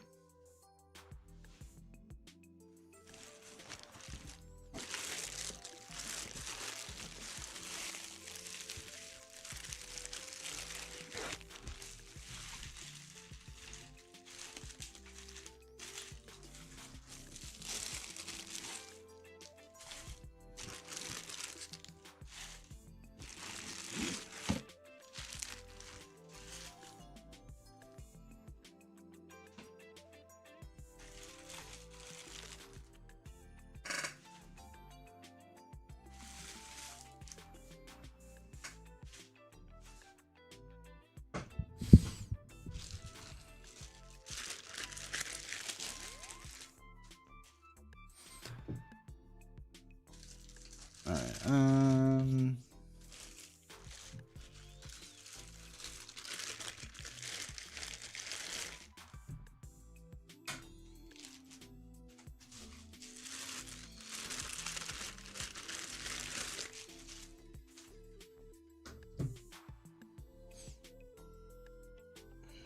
bigger desk.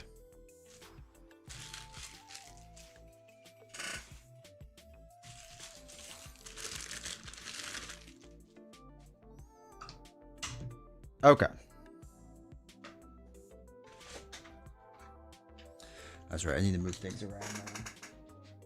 Because nothing fits anymore on this table because of this green screen thing.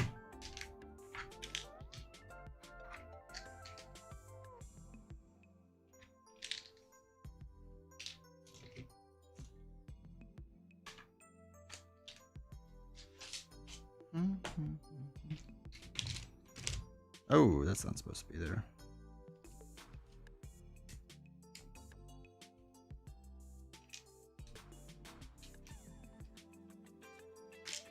Alright, get that there.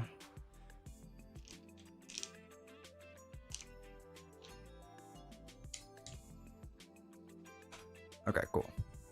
And D20. Alright, I appreciate that, dude. Alright, so we have that. That's the weird back one, which I think we have to keep out. Okay. Let's read through this. The enemy team finds finesse and touches Spider-Woman. Okay. So we have that. She comes in with 13. Oops. Alright, content step. In competitive mode, we don't care about that. In cooperative mode, find the chosen leader's side scheme and reveal it. So, self-propelled glide is her side scheme. Constant stun and confused? I know. We'll see how this works.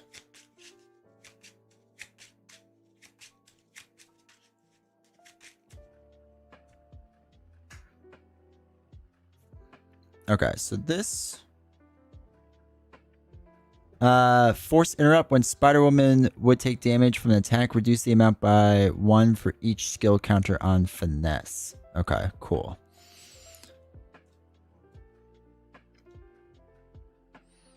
Starts with a hinder of 2. Okay. Hey, 220. I know you're in upstate New York. I'm not, actually. I'm not far. Well, I'm kind of far from it, but not like super far from it. But Brandon's having a Marvel Champions convention. Any chance you're going?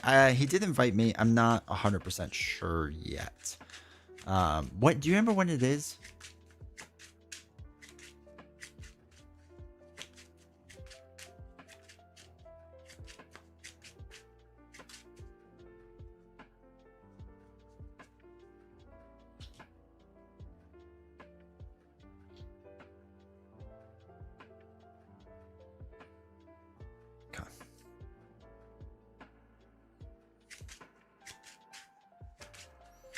Mid-February. Okay.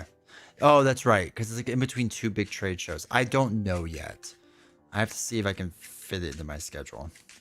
I would like to. I think it'd be fun. In North Carolina? Nah. Nah. Okay. Let's set this up. Grab any more tokens I have to in a little while.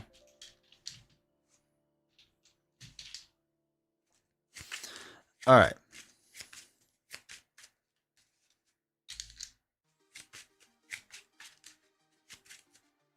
So we have Spider-Woman, so you can all read it. So Spider-Woman, when Spider-Woman attacks, she gets +1 attack for each skill counter on finesse for this attack and remove each skill counter from finesse. So she has to attack to remove those skill counters. Okay, that's fine. So the main scheme, we can't fit the whole card on right now. If there's more than one if there is more than one player on your team, this stage gains. Oh wait, there's not more than one player, so we don't get the hinder. And then when a player reveals a treachery, place 1 threat here. Limit once per phase per player. That's nice. And then we have self-propelled glide that states when Spider-Woman would take damage from an attack, reduce the amount of that damage she takes by 1 for each skill counter on finesse. Look at the double camera again. Is something wrong with it? Did something go haywire with it? Okay, and finesse, max 3 skill counters. When a treachery... Oh, yeah, we saw that. Place 1 skill counter there. Okay. I'll put a reminder on that. Oh, it just says cool. I always get worried that like things are going to go wrong with it. All right. 3 life or 13 life. We have 10. I think we're all shuffled up and good. Let's see how it goes.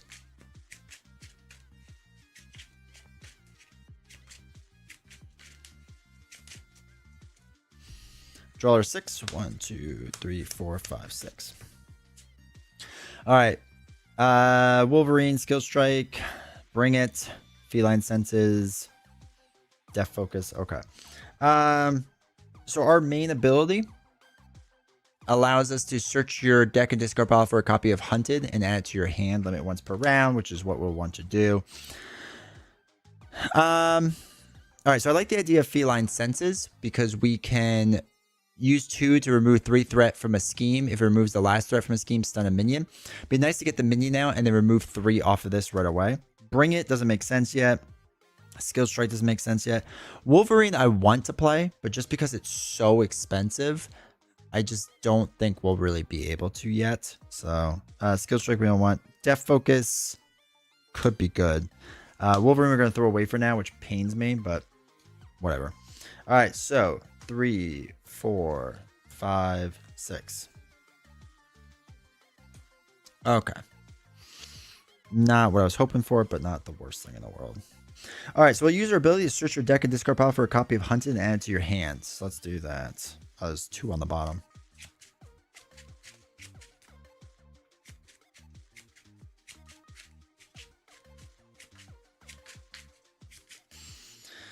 All right, so if we get the minion out early, I know Wolverine is sad.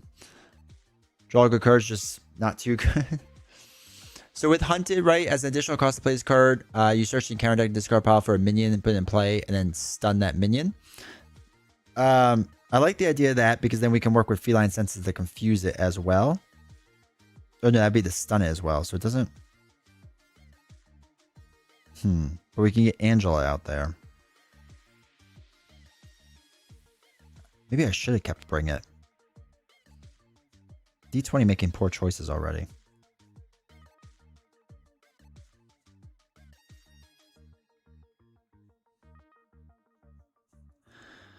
Oh boy. Okay, let's flip up to a hero form.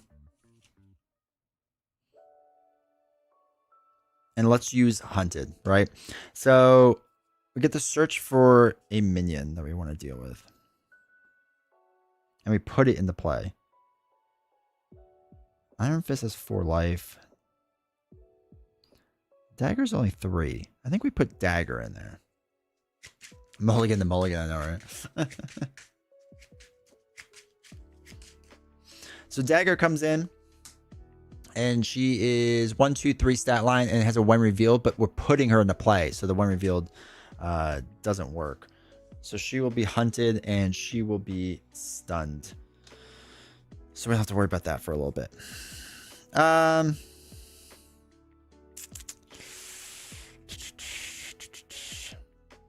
If we got Angela in now, we can look for another minion and see if we can start this minion build fast. Which I don't hate the idea of. We had Civil War. It should have been obvious we were getting Defender's Wave. I know, right? I think we're going to do it. I think we're going to play Angela. And look at the top 10 cards. 1, 2, 3, 4, 5, 6, 7, 8, 9, 10.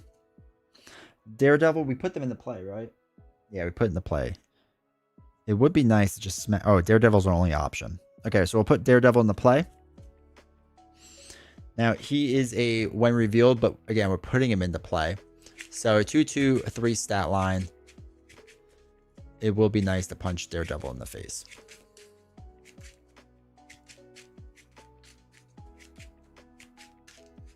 For all you Daredevil fans out there.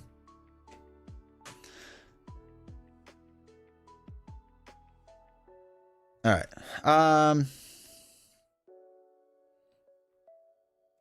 I'm going to throw away Suppressing Fire to pay for Death Focus so that we can exhaust this to play the next superpower card a little bit cheaper. Not the next one, but a superpower card. I actually want to hold on to Aggressive Conditioning. I think this card is bonkers good because you get the 3 extra hit points and you get the +1 attack. I think it's really, really good. So we'll use Death Focus and Combat Training to play Feline Senses. So 2 cost event superpower cards. That's how we reduced it with Death Focus. Remove 3 threat from a scheme. If this removes the last threat from the scheme, stun a minion. So we'll move 3 off the side scheme. So we don't have to deal with Self-Propelled Glide. And then we get to stun a minion. So we'll stun Daredevil. And then we will deal 2 damage to Daredevil, and Angela will deal 2 damage to Dagger. So this way they are ready to get like punched in the face. I guess I'm going back to work now. Nah, tell them they can watch too. Matter for welcome chat. Tiger too good. Yeah, agree. Tiger is so good. All right, let's ready up. Holding on to Aggressive Conditioning, we get Bring It, Tooth and Claw, Psylocke, and Skilled Strike. Okay. So first thing we gotta do, add 1 onto here. I have the 7. Spider-Woman's gonna attack. It's a force earner. When Spider-Woman attacks, she gets +1 attack for each skill counter on Finesse. There's currently none. And then we remove each skill counter, so we don't have to worry about that. So she's gonna attack. I will take this hit for now. So it's gonna be 2, and you are confused. Sad, Tiger, sad. So I take 2 damage, which is fine. And then Daredevil and Dagger are both stunned, so we don't have to worry about them. All right, bad card is Attachment, Contaminate Immunity. Attach Spider-Woman. When Spider-Woman would be stunned or confused, discard this card instead and give her a tough status. She gets +1 scheming, which is a little rough for us. So, okay. So after the player phase begins, draw 1 card for each minion engaged with you. So we have 2 minions engaged with us. So we draw 2 more cards. We get Blocking Bird and a Hunted. Okay. What we could do, I think we do another Hunted card. Yeah, I think we're going to play Hunted again. So again, as the cost, we have to go find a minion and attach a minion here. Do we want to attach Jessica Jones?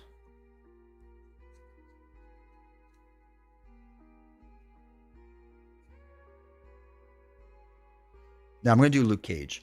I'm going to put Luke Cage in because I don't want to get stunned. This card is so nice with bad cards. I know. It's just so much easier than like refocusing the camera over and over and over. So I'm happy this one works better. All right, so we're going to put him into play with Hunted. And then we stun him. So we don't have to worry about Luke Cage too much yet.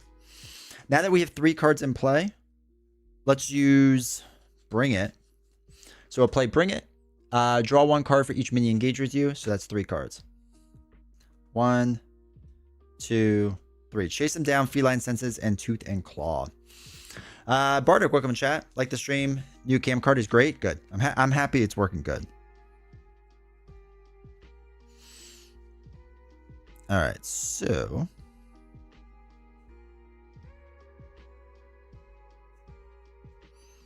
I think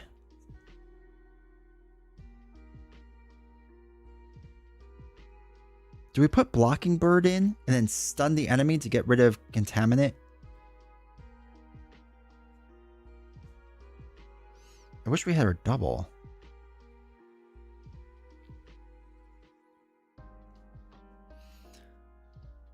I love the new card. Do you have a setup in Discord that you can show how you did it? I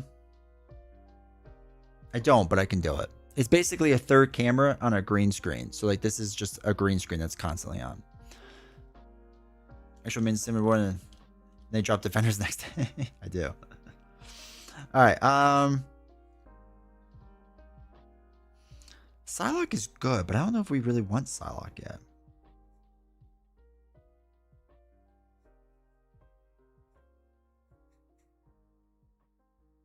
Okay, what we're gonna do is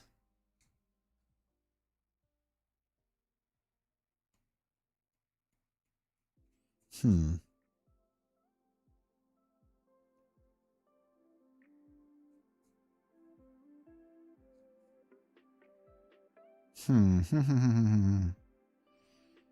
God, there's just so many options. Okay, there's too many options. Yeah, so what I'm thinking is we'll do Tooth and Claw. So obviously it'd only be a 4-cost card. Reduce 1 by each minion engaged with you, so we have 3. So it only costs 1, but it's a superpower, so we can play Death Focus on it. So I think that's what we're gonna do. And let's take out Daredevil, which is kind of overkill, but that's okay. I like it. And we'll do a 4 to Spider-Woman. 1, 2, 3, 4. Bring her down to 9.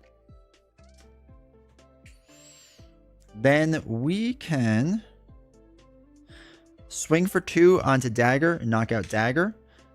And Hunted allows us to ready up, right? Yeah, when attachment is defeated, ready Tigra. Readies her up.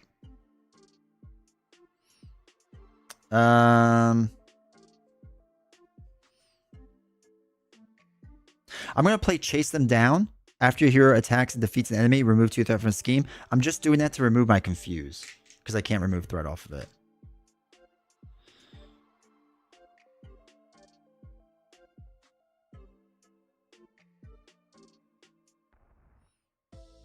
I feel like aggressive conditioning is the way to go. So let's do 1. Hold on, wait. I want to play this. So we'll do 1, 2. Now 1, 2, 3. No, 1, 2, 3. Yeah, we'll do these 3 to play aggressive conditioning. 1, 2, 3. Then add a +1 attack to Tigra. Okay. Now Angela will deal 2 damage to Luke Cage. And then let us swing for 3, 4, 5. 1, 2, 3, 4, 5 onto the villain.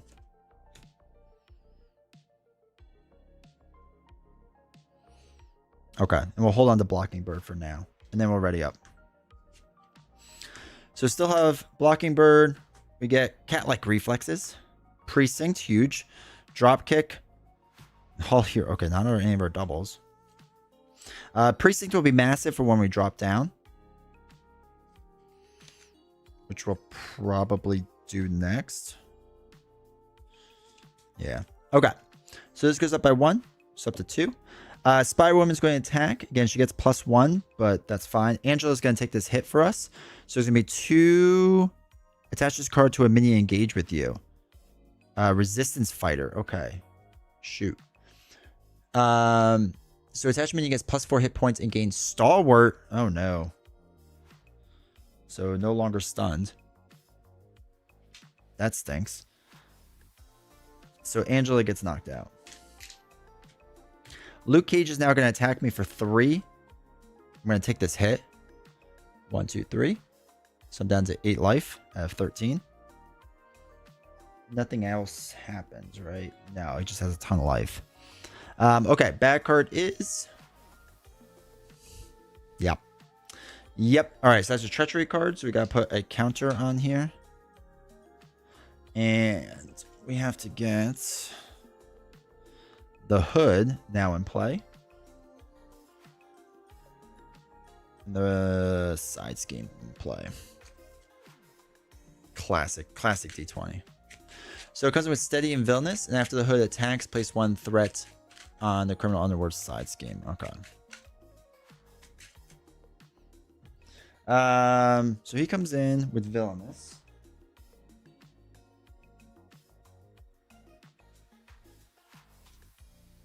and steady. 100% pull rate, baby.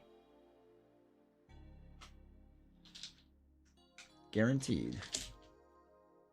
And 4 comes onto here. And each criminal minion cannot take damage. So that stinks.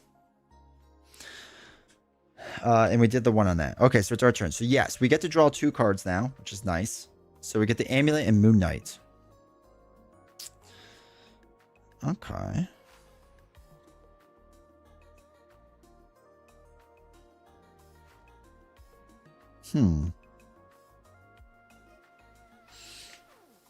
Interesting.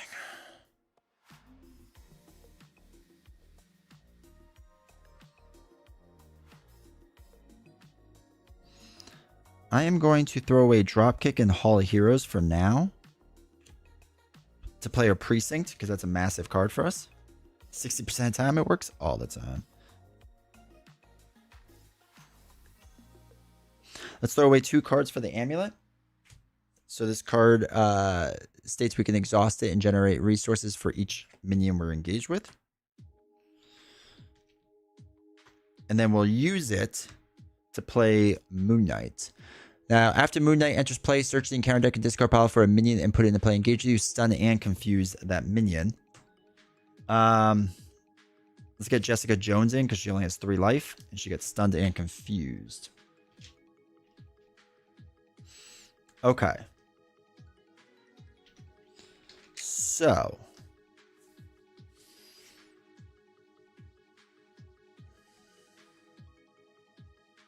He has 6 life, so he's down to 4. He has 4 life.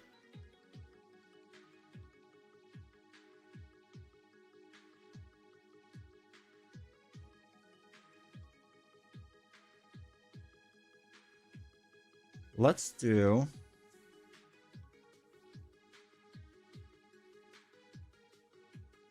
Because I want Precinct to clear the 4 off of here, right? So we can't deal any damage to the hood yet. He's going to kind of just like chill there for a minute, which stinks. So I think Moon Knight should work on this.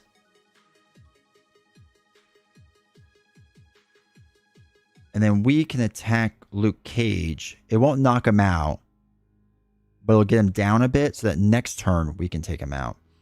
And if it pops, it pops. It's not the worst thing in the world, but it's not, I mean, it's not great, but it's not the worst thing in the world. So I think we deal 3 damage to Luke Cage.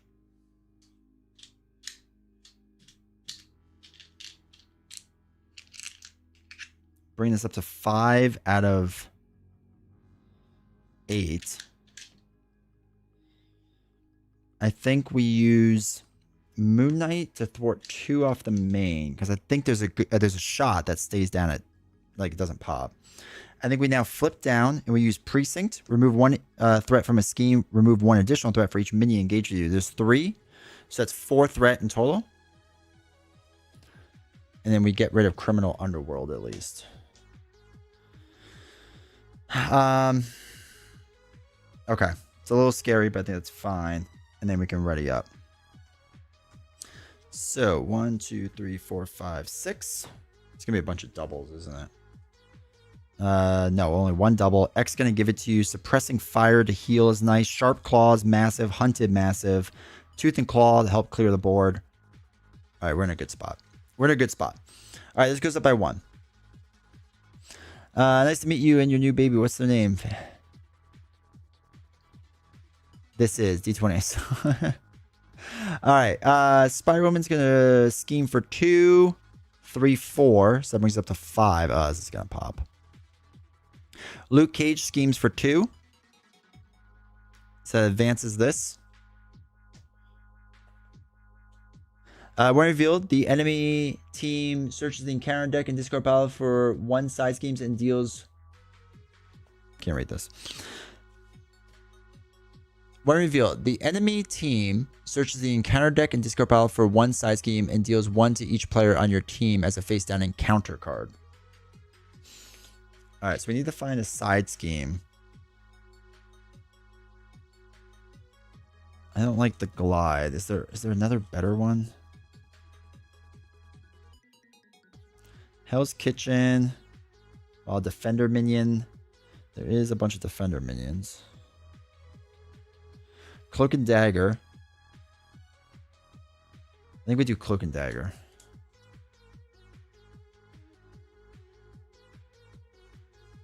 Yeah, let's do Cloak and Dagger. Actually, yeah, it's fine. We can do that. All right, we have to do it with the hood still.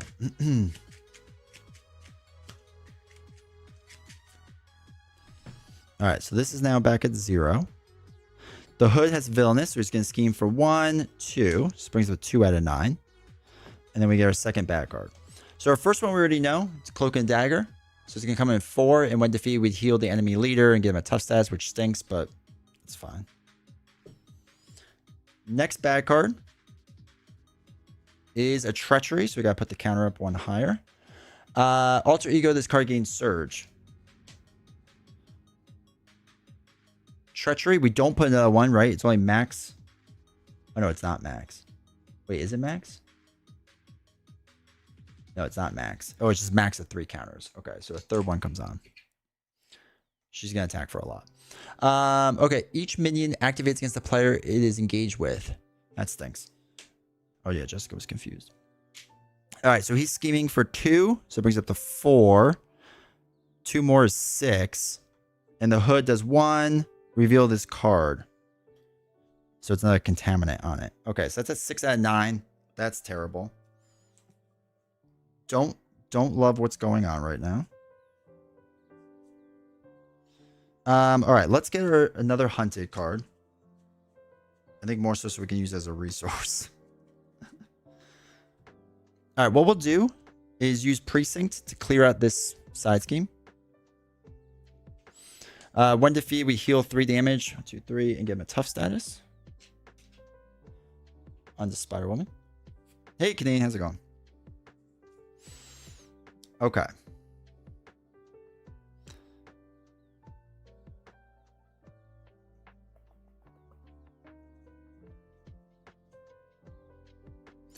We are going to flip up. Okay. Let's put the amulet. We're going to use to play X going to give it to you. And that would confuse Spider-Woman. But when Spider-Woman would be stunned or confused, discard this card instead and give her a tough status. Can I discard both or only one? I assume only one. So she's no longer confused. But let me know if I can discard both. I don't think I can. Venom versus Spider-Woman? Nice.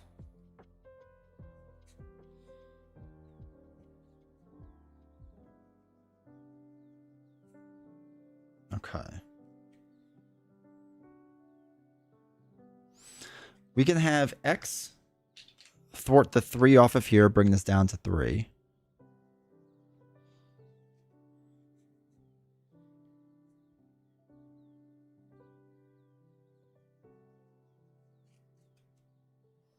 I am going to deal...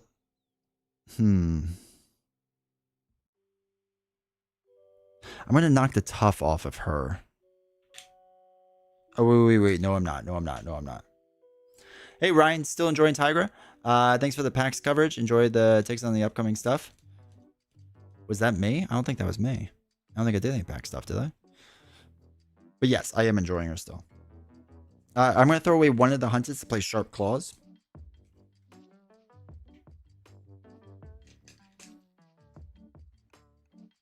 And then what we can do is we can attack for 3, 4 and pierce this.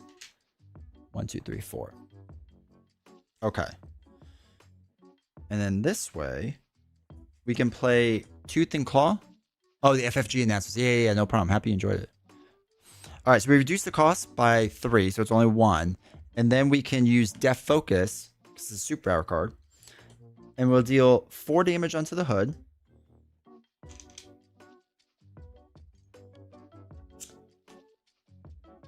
And then 4 damage onto Luke Cage, who's going to knock him out. Now, Sorry, wait. Before I do, when you attack and defeat an attached minion, heal too. So I want that on there. So I'm going to knock him out. He's gone. I get to heal 2 from our hero. And I get to ready Tigra. Let's move X over here. Okay. Now it's interesting because we could play... I think we play another Hunted card. Yeah, I think we'll play Hunted. And I need a 3-cost minion. So yeah, we'll put Dagger back in. And Stunner.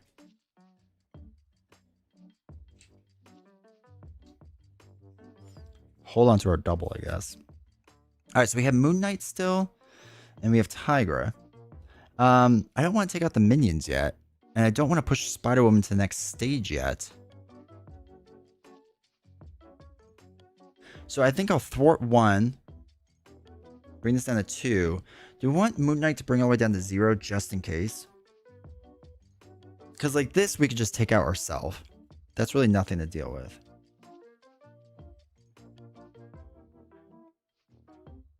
Yeah, I think we have Moon Knight thwart to 2. Bring this down to 0. Might as well. Oh god, it's really windy out. Okay. Yeah, let's ready up. Because guess who's about to get punched in the face with 3 counters? All right, so we have our double that we held on to. Cat-like reflexes, another double. Ugh, chase him down. All right, 2-gun kid. That's a good card, at least. Okay. 1 goes onto the main. Spider-Woman is going to attack, and X is going to take this hit to the face. It's going to be 2, 3, 4, 5. Place 2 threat on Criminal Underworld. Otherwise, this card gains 2 more. So that's just a lot onto X. X doesn't make it. Now, remove each skill counter from Finesse. So this is back down to nothing, which is nice. Both of them are stunned, so they do nothing. And our bad card is our Obligation, In Too Deep. Okay. Each minion engaged with you activates against you. Or do we want to flip down? If we flip down, we can get hunted again. And mess around with that. There's only 1 on here, though. Each one activates would be 3 damage to us, which is really, like, nothing. And I can draw 2 cards instead. I'm going to stay up. Each minion's going to activate against me, so I'm going to just take the 3 damage. 1, 2, 3. And we discard this card. I think that's fine. Because I think drawing 2 cards is more important right now. Alright, so our turn, we get to draw 2 because of the minions. The claws and another double. Okay. Okay. So let's do... Probably sleep through it.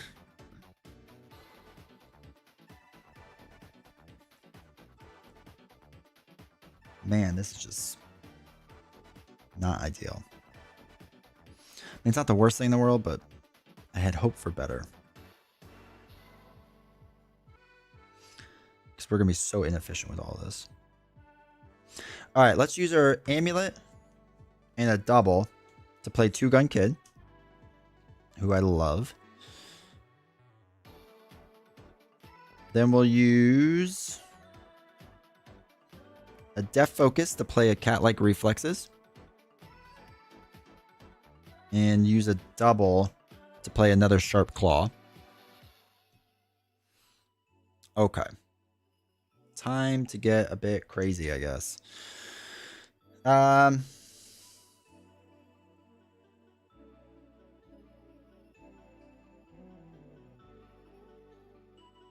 he got 3 life?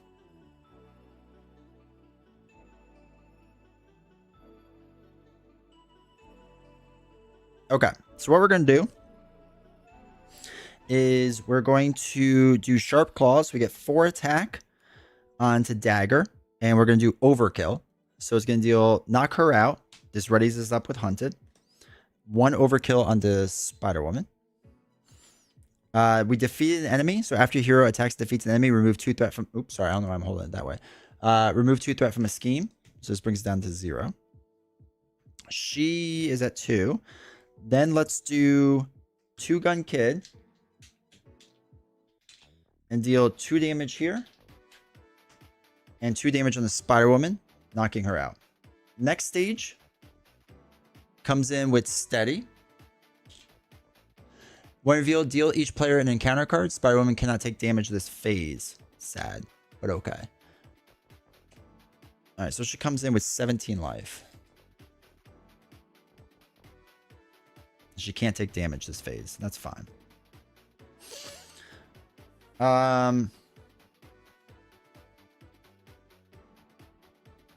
Okay.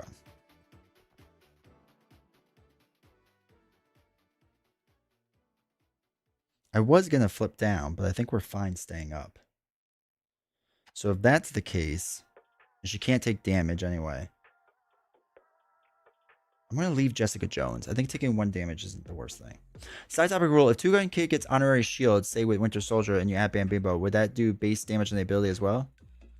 Ooh, I don't know. I'll have to look that up. Remind me after the game to look that up. That's a good question.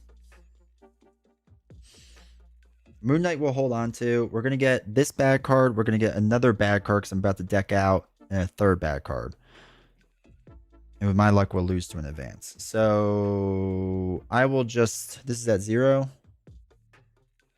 I can't stun or confuse. Moon Knight's probably going to take the hit.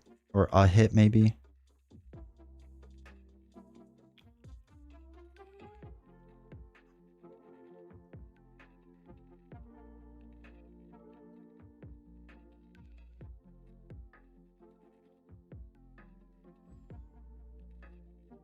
Yeah, I don't want to take out Jessica Jones yet.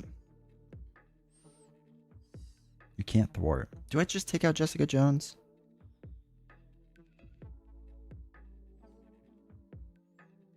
Nah, we'll leave it. Okay. Okay, let's ready up. Sounds like that should work. I hope it works. Me too. We're going to stay up. We're going to draw 2. Bad card. All right, you got Spider-Girl and Dropkick. Spider-Girl's huge.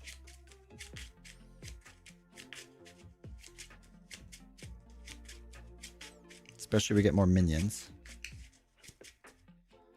3, 4. Okay, Wolverine's really nice. Though we could do a Dropkick. All right, we'll have to see. Okay, 1 goes on to here. It's up to 1. Spider-Woman's going to attack for 2. I'm going to leave it. I'm going to take this hit. So it's going to be 2, 3, 4. I'll use cat-like reflexes. When you would take any amount of damage, discard this to prevent 3. So we just take 1. And you may confuse a minion. Sure. I don't know. We'll confuse Jessica Jones for now. Jessica Jones is going to hit me for 1. I'll take the hit. And we get our 3rd bad card. So 3 bad cards. Low amounts. Low amounts. First one is Assault. The villain attacks you. So it is a Treachery. Put 1 under there. We're going to have Moon Knight take this hit of 3, 4, 5. Moon Knight gets knocked out. Next bad card is... Okay, the villain schemes. For 3, if Spider-Man minion is in play, reveal this card. He's not. So 3, this brings up to 4. It was a Treachery. No, it was an attachment. Oh, wait. Oh, no, that would... Wait, was that the bad card? No, the advance was the bad card, so that's fine. Okay. Last one is another Treachery. You are stunned and confused. Place 1 skill counter on Finesse. So that goes up to 3. And we are stunned and confused, which is terrible. Pheromones, terrible. Okay. What, she have 17 life? 1 minion, so we get to draw 1 card, Suppressing Fire.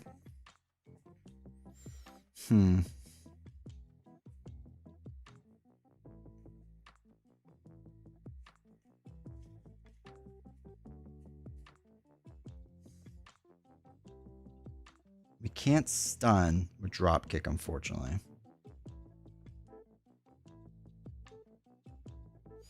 And we can't clear our stun and confuse.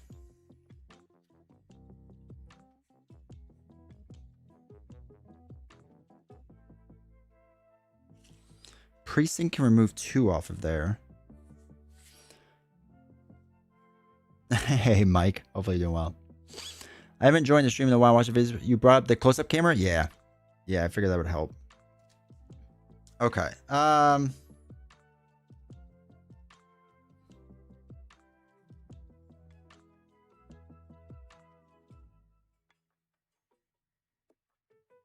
Gosh.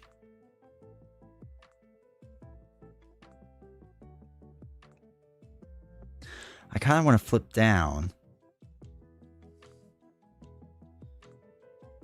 And we can use the precinct a little bit to remove some of it.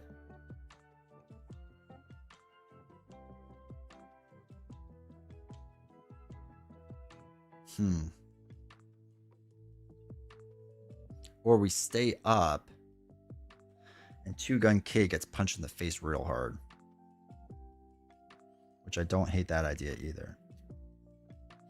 Alright, let's first clear our stun. I'm reliving the nightmare that is Spider-Woman. At least Tiger can ready like a boss. Yeah. Yeah, this will hopefully help.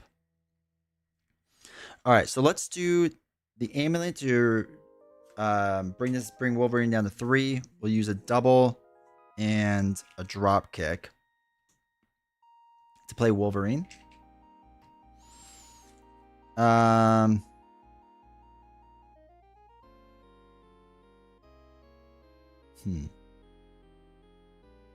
Been losing at the end of our Gaia. That Chimera is tough, dude.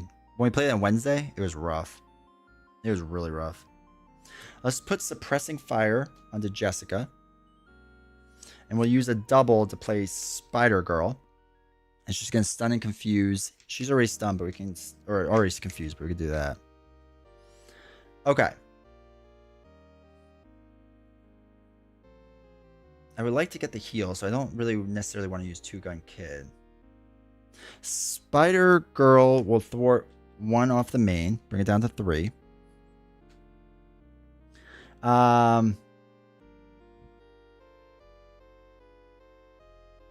We already pulled 1 advance. Do we have both out there? We have 1 advance.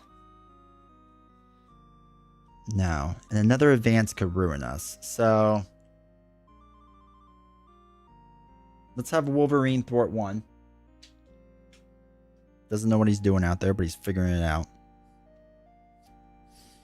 I think we leave it there. Yeah. All right, let's ready up. Okay. 1, 2, 3, 4, 5. We get Blocking Bird, Hall of Heroes, Dropkick, Angela, and Skilled Strike. Okay. That's doable. This goes up to 3. Spider-Woman's going to attack for 2, 3, 4, 5. Spider-Girl's going to take this hit. So it's 5, 6 more. Doesn't really matter. Just all hit Spider-Woman. Thank God there's not a lot of overkill here. Out of Civil War, Captain Marvel. I heard Captain Marvel's really hard. All right. Remove each skill counter from Finesse. Can do. So that was everything there. She's stunned. Bad card is... Iron Fist. When revealed, Iron Fist attacks your leader. Otherwise, Iron Fist activates against you. I'll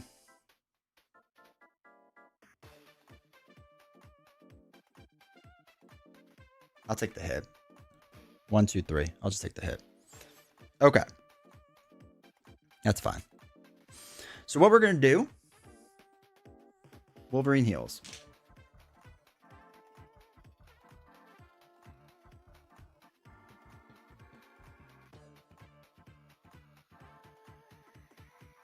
Oh, we get to draw 2 cards, or draw 2 cards.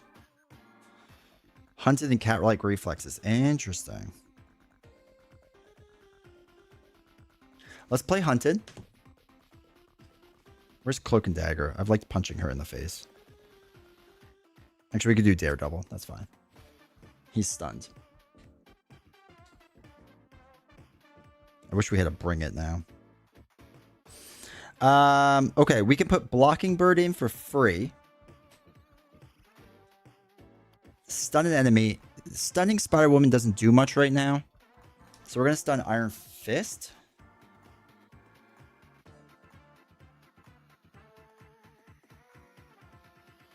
Yeah, I think we stun Iron Fist for now, just in case. Well, if we stun... No, because we could probably kill Iron Fist.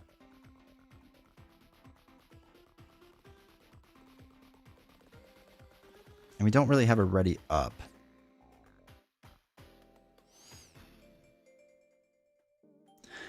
And we could double stack Sharp Claws. Is that what we said, chat?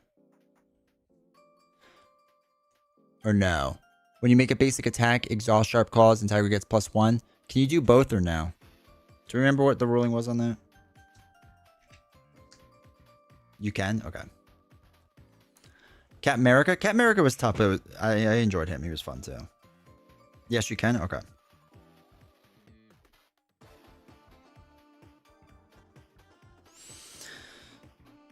Okay.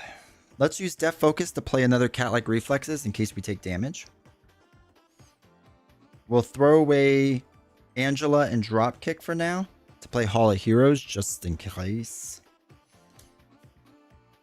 Okay. Shooting fingernail.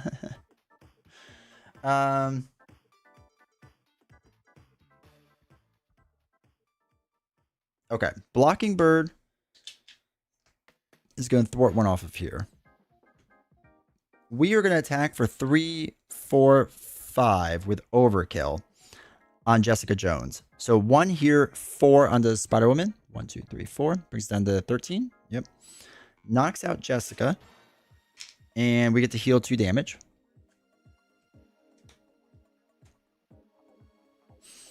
Let's have Two Gun Kid deal 2 damage to each of these. For if we decide to overkill stuff. Wolverine is going to deal 3 damage to Spider-Woman. 1, 2, 3. Oh, shoot. I forgot to use Skilled Strike. That was what I was holding on to. So that's 2 extra damage. I should have used that on the overkill and done that. My bad. We took out a minion. So I don't know where my Hall of Heroes counters are. They're down there somewhere. Okay. I think we're set up and good. So let's ready up. Hope for some big moves here. 1, 2, 3, 4, 5. Combat Psylocke, Tooth and Claw, huge. Hunted, huge. I mean, that's lethal. So, all right, we'll see. We'll see if we can hang on here. This goes up to 3. Spider-Woman's going to attack Blocking Bird for 2. You are stunned. Oh, come on. Okay. We are stunned. Okay. That was that. Blocking Bird gets knocked out. Each of these are stunned. Bad card is attachment. Attach the enemy leader and give them a tough status. Come on. After attached leader schemes and places threat in the main scheme, remove an equal amount of threat from your leader's main scheme. Discard this card. Okay. So she gets a tough status. That's fine. Wolverine heals 1. Luckily, we still have lethal. So that's good news, Bears. All right. So we draw 2 cards. Double and Feline Senses. Surely Tiger has piercing. Tiger is stunned. But Wolverine has piercing. That's why you always keep a Wolverine around. No, we won. We're just going to drag this out a little bit. So we're going to place Hunted to get the old Jessica Jones back in. Do the minions not stack? What do you mean? Stack how?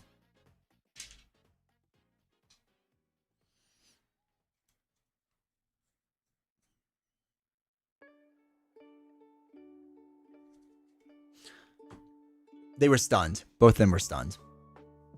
So they should have, yes, but they were stunned. Okay, so we'll clear our stun. First things first. Wolverine is going to pierce the tough and deal 3 damage. 1, 2, 3. Now, what we can do, because I want to win in truly good fashion. We're going to play Tooth and Claw again. So reduce it by 3, so it only costs 1. And then use Def Focus. Actually, wait. Before we do, I'm going to play Combat Training from the Cat's Head Amulet to bring the attack up 1. Then I'm going to reduce the cost by 3 and use Def Focus to play Tooth and Claw. So this will be free 99. And I mean, I could just hit the villain right now and win, but what's the fun in that, right, chat? So we'll deal 4 damage here to Daredevil, and since when when attachment is defeated, ready Tigra. So we're ready Tigra, and then we'll deal 4 damage to Spider-Woman. 1, 2, 3, 4. Then what do I want to do next?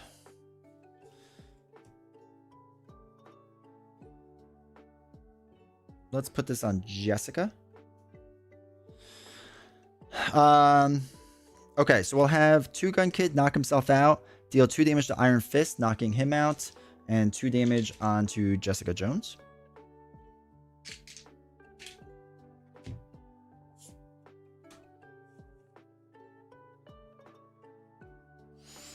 And then this Hall of Counters here is up, but that doesn't really matter. We're going to swing for 4, 5, 6 with Overkill. So that takes in 1, so it's 5 damage here. 1, 2, 3, 4, 5. She's knocked out.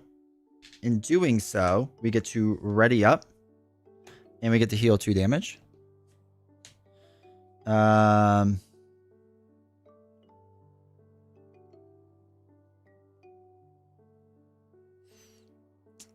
then we can swing for another 4. 1, 2, 3, 4.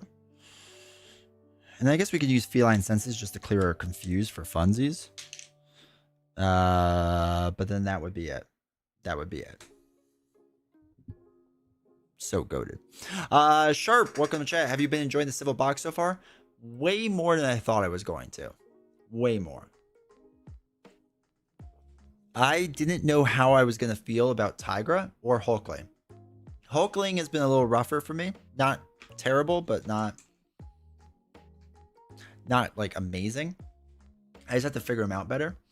When is Huge Chest Captain America? Captain America we did on Friday. Novels and I took down Captain America, right? No, we took down Iron Man? I think I already did Captain America. Yeah, I beat Captain America is who I did first. I did Captain America first, then Novels and I did Iron Man, and now Spider-Man's done. Waymore or Namor? Namor. I really like the villains, how much you can modify them. Yeah. 1v1 me, bro? We could do 1v1. I gotta learn how to play, but we could do it. Okay. So yeah, Tigra, amazing still. I love Tigra. She is a top 10 hero for me. I really love Tigra. I think she's a lot of fun. This deck in particular, I have it on Marble CDB if you all want it, in case people are interested. I usually don't post most of my decks public. But this one has been pretty good with her. And you kind of see how she works.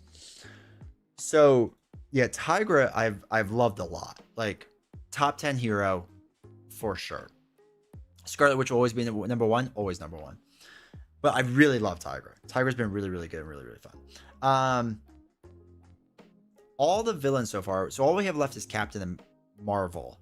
All the leaders so far have been really fun.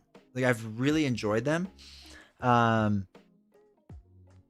don't know. I like them. I think they've all been interesting. They feel good. They feel cool. I think they're exciting to play. So I'm a big fan of all the leaders that they've done so far. Hulkling's my only like iffy thing so far, but I feel like I was playing Hulkling wrong for so long that Hulkling hasn't been great for me. So after we go through the last leader, probably next Monday, with Captain Marvel, then I'll try to get into some Hulkling games with some other things like against easier villains to just kind of like try to get the flow for him. But yeah, I don't know. I really like it. I like the mod sets. The only thing that's weird with the mod sets is like I don't know how well they would work for like other villain scenarios. Like it's weird to like think of like Spider-Man working with Rhino, right? So like you have a Spider-Man mod set. Like, would you really pair that with Rhino? I don't really know. But yeah, I love it. Scarlet Witch will always be number one. I'm honestly sad Caleb is leaving me too. We don't know who's designing the Defenders yet, but I really hope it lives up to my hopes. I hope so too. I have high hopes. Assuming Tony is doing it, this is one of those times that I get a little worried for Tony because it needs to be perfect, and there is no such thing as a perfect hero, right? So obviously people are going to be disappointed, whatever it is. It doesn't really matter. Because if you make it too powerful, then it's not fun. If you make it too weak, why did you make it stronger, right? If you didn't do this, if you didn't do that, whatever. I really hope that there's some kind of blind mechanic to Daredevil. I think that's just fun and a weird thing they could do. Like, you get a discount for playing a card blind or something. Not like physically blind, but like something in your deck blind or whatever. I think there's some cool things that they could do there. So, personally, like Protection Tiger the most. I have to try it. Do you do like ready up builds with it, basically? Then we all do mirror matches. D20's favorite box is Sinister Motives. Maybe, especially if I can get Hulkling down. It might be up there. The only quote unquote downside of this box is that there's only 4 leaders. I do wish there was a 5th. I get how they kind of did like 2 on the resistance and 2 on the registration side. So I get what they were trying to like kind of do there. The PvP stuff I'll touch eventually. I'm not like too worried about PvP. Like if I never touch it, I don't care. It just kind of like wasted cards for me, I guess, but whatever. I'm happy so far with the 3 leaders.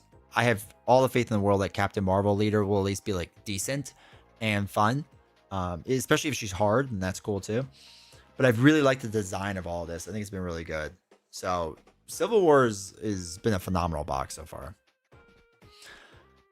On a side note, what side loaders do you use for Ant-Man and Wasp? I can't find Dragon Shield ones. It's Dragon Shield side loaders. Yeah, I've usually found them on Amazon, but Namor Namor would be interesting to add with Claw fighting Black Panther thematically. Yeah, that's not bad. I could see Spidey working with Rhinos against, say, Nebula or Venom or something. Comic books are weird. That's true. Comic books are weird. Synthesoid SmackDown next week. Yeah, but I ordered from Game Nerd, so I'll probably get it in like 3 months. I'm hoping for the new designers and that they're good, or that the stuff is mostly based on designs from Caleb Bog days. So we do know, according to my interview with MJ, that they had worked on Daredevil Street Defenders a while back, like before Mad Titan Shadow. So it would not surprise me if the next box that comes out from Tony has a lot of with Michael Boggs and Caleb Grace, like names on the stuff. I'm gonna just make a weird assumption that it's gonna be Tony taking a bunch of their stuff and re-finagling it, because like obviously design space has changed a lot, and re-finagling some of this stuff. I'm gonna guess that's what it is.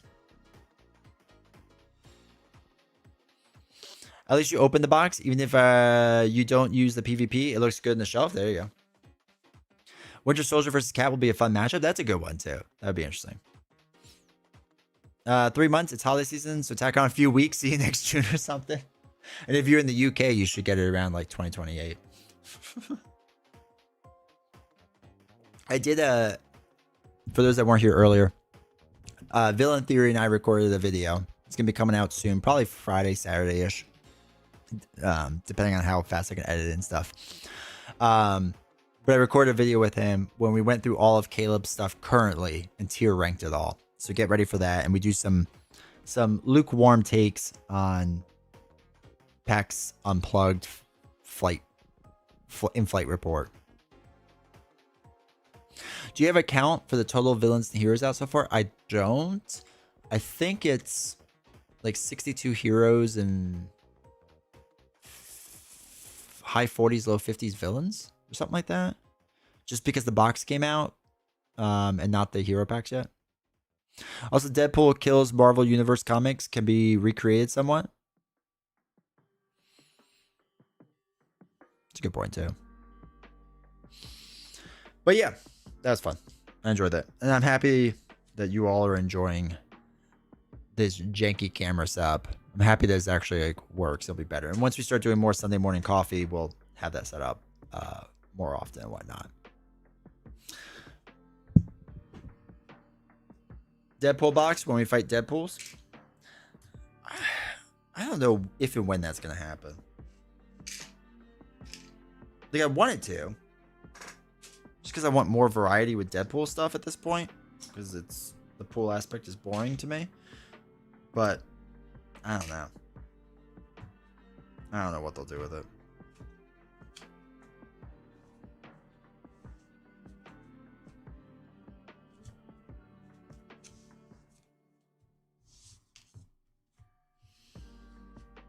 Alright, we need to get our cards out of here. I also hate when cycles first come out. This is like a weird thing for me because there's no organizational method for half this stuff. So I feel like it just takes me forever to do anything. And like put things away and take them out. I know, first world problems.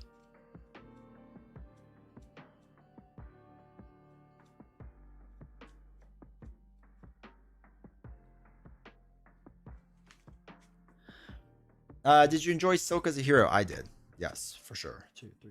Oh shoot, it's only 4. Yes, I enjoyed Silk very much so, but more so because I own all the Web Warrior stuff. If you don't own all the Web Warrior stuff, it's harder to justify it.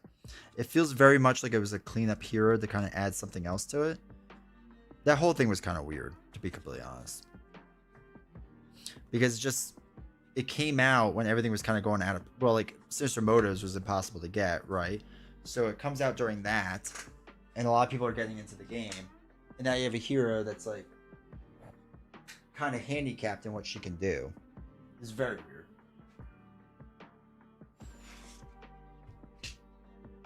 Is it true you have a giant poster of Ryan Reynolds in your house? No. I actually don't like Ryan Reynolds that much at all. Now, a Valkyrie.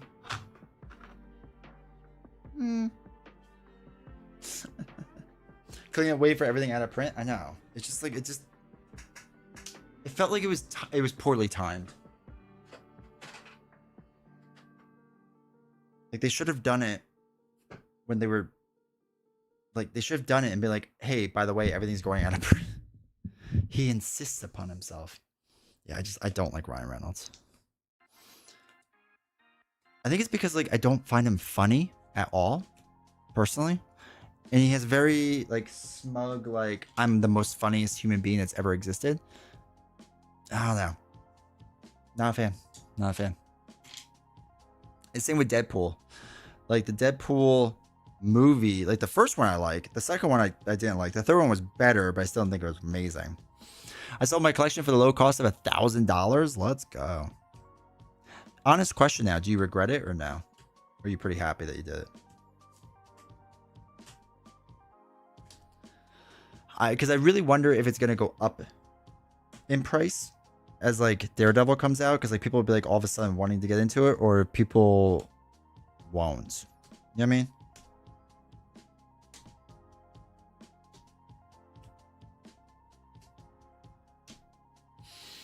I'm taking Silk through Sinister Motives expert campaign while I watch. How do you like it? Are you doing like a Web Warrior build with her?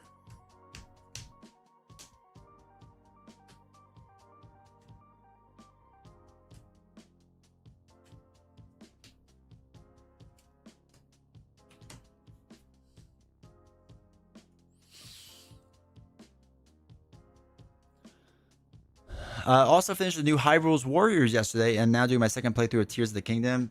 Game's absolutely gorgeous on Switch 2. Don't tell me that. So I haven't purchased that. 2, 3, 4, 5, 6, 7, 8, 9, 10, 11, 12, 13, 14. I haven't purchased the Switch 2. Novels doesn't want me to, obviously. But I really 1, 2, 3, 4. I've been playing Breath of the Wild again, so I'm more of a Breath of the Wild fan. Like I really like Tears of the Kingdom too. Don't get me wrong, but 2, 3. I'm just a big Breath of the Wild fan. I've been playing it again. I was like, oh, I really want to play this on the Switch too. And Hyrule Warriors, the first one, I think it was also called Hyrule Warriors, if I remember correctly. I never played it because the performance on the Switch one isn't great. So I want to play it, but like I want to get a Switch 2 so I can actually play it better. I don't regret it unless they reprint X-Men stuff. That's fair. Ryan Reynolds is exclusively good as Deadpool. Yeah.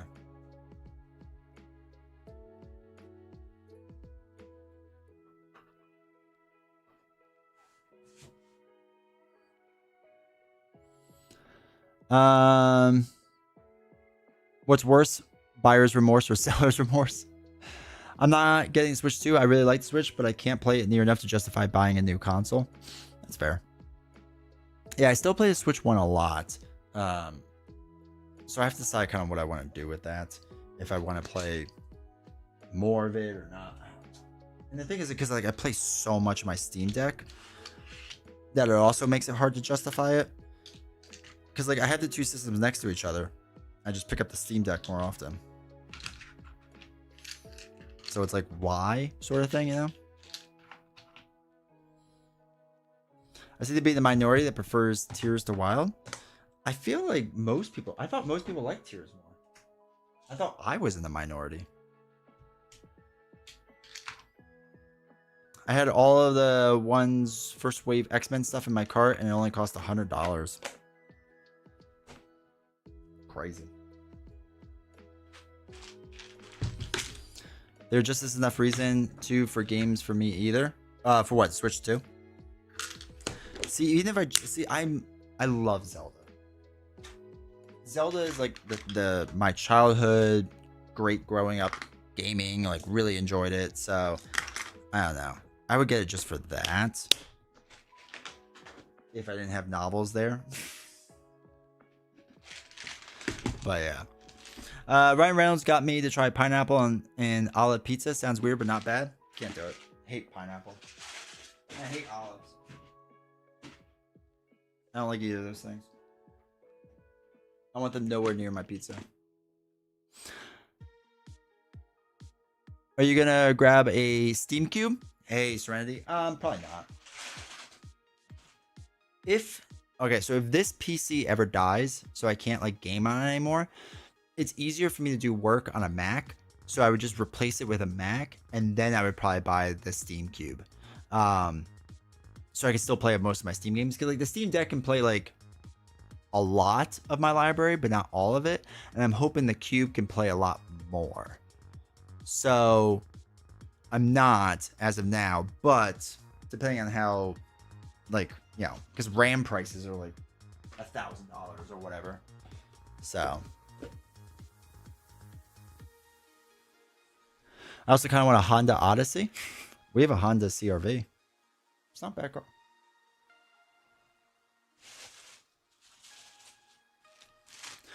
Zelda community hates Tears. Just do a YouTube search in Tears. I will have to do that. For whatever reason, I always thought it was the other way. That's interesting. I have a Mario Odyssey. Sounds too salty.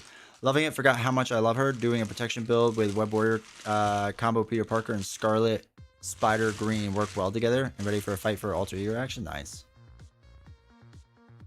What's up with the RAM prices? Supply demand? Yeah, because for AI.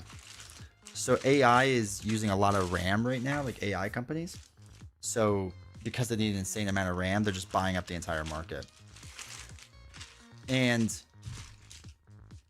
like it will eventually catch up. Like the demand will catch, or the supply, sorry, will catch up.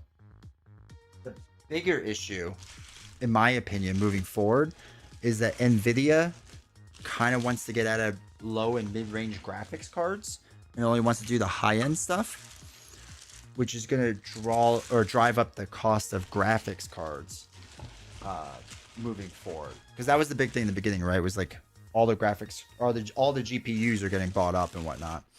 And the GPU stuff is still high, like it's still expensive and whatnot. But now RAM is the big thing that they need.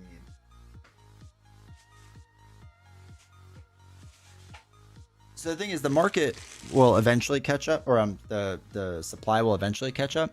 But I think we're in like 4 or 5 years of pain with that stuff. And that's why my PC dies.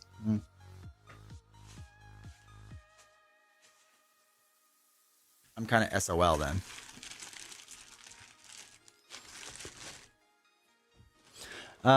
What is the biggest solo board game out there now? Define biggest. Like, most popular? Serenity. Yo, thank you for becoming a sponsor, dude. Appreciate the support. Thank you, honestly. What am I listening to? So the RAM lobby is pushing AI. I see. Yeah. I think it was just another way to help because the GPU shortage. I think I don't fully understand it, but you have no kids. Why do you want a minivan? I have my reasons. People swear by minivans.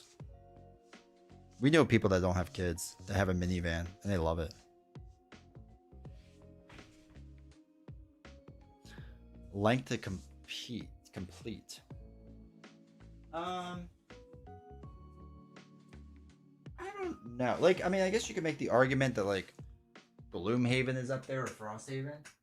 Though I would argue it's a really bad solo game. In one sitting, I'm not 100% sure. Cause like the it had to be a campaign game, I would assume. Be one of the biggest.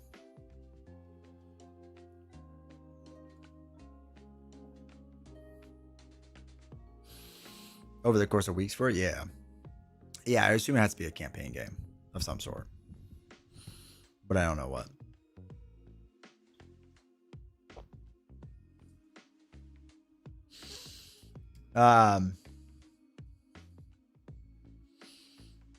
That's right. I was like, why do I have this tab up for a hostage negotiator? And it's like, right, I have to pay $5. Sleeping Gods is intimidating for the length in gameplay. Yeah, Sleeping Gods is a good one. The sequel, I don't think I've done a full campaign with yet. Sleeping Gods is really good though. I will always recommend that game. I think we did it once or twice on stream. Just beat Sleeping Gods. Did you have a good time? Isofarian Guard. Thank you, Mike. That's actually one of the campaign games I was thinking of. Isofarian Guard takes a long time. It's really fun. I didn't get the second one, whatever that one is. But Isofarian Guard's really good. It's just a massive table hog. Like, it takes up a lot of space. Tainted Grail, Kings of Ruin. Is that the second one? I heard the first one was kind of weird. Like, there was a lot of, like, backtracking and doing things and whatnot that people got upset with.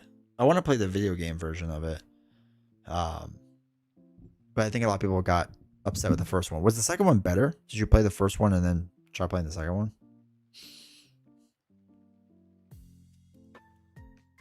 It was overall a fun game, interesting combat. I hope no other games really do this that much, but I really like the idea of it just like plops you and just says, go see what you can explore and do. You know what I mean? I think that's a really cool idea overall.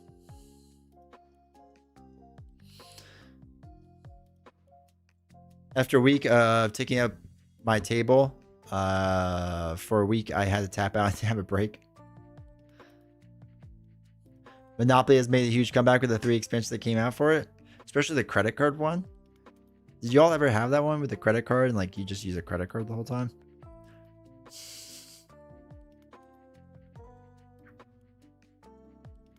Go to this beach and get bit by a snake and then find $2. The other thing I'm super hyped for, and it's not coming out for a little while, but is Spyro's End Volume 2, Episode 1. I'm so excited for that game. I cannot wait. I love the Spyro. I need to play more Spyro's End Rangataki because I realized I was cleaning out the stuff downstairs and I had the expansion for it and I don't think I ever opened it, which is baffling to me. I would do that. I mean, not surprising actually. I don't know why I'm baffled. But I need to play that. What is it? Salt and Sea. Or I have 2 copies of Salt and Sea. I don't really know. Because if I find it weird, I wouldn't just open it up and put that in, but maybe. D20 does weird things. But anyway, Spyro's End I'm super hyped for. I'm super excited. And then, like I said, Cloud Spire's coming soon, which I'm excited, but not necessarily excited to play because, well, I don't have anyone to play with. So we'll see if I do any of the solo stuff. I don't really know. And then, yeah, like before, this War of Mine. Hyped for it. I hope you all are ready to get super depressed when I play it.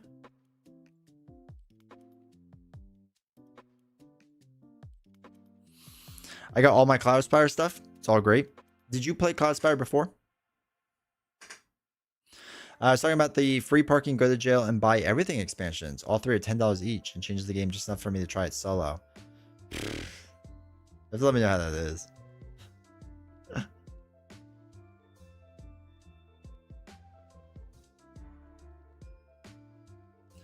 I'm looking at Cloud Spire now. Or because of the deal? Wait, do they have a deal for it? I know we just went over this. But I feel like it's been so long.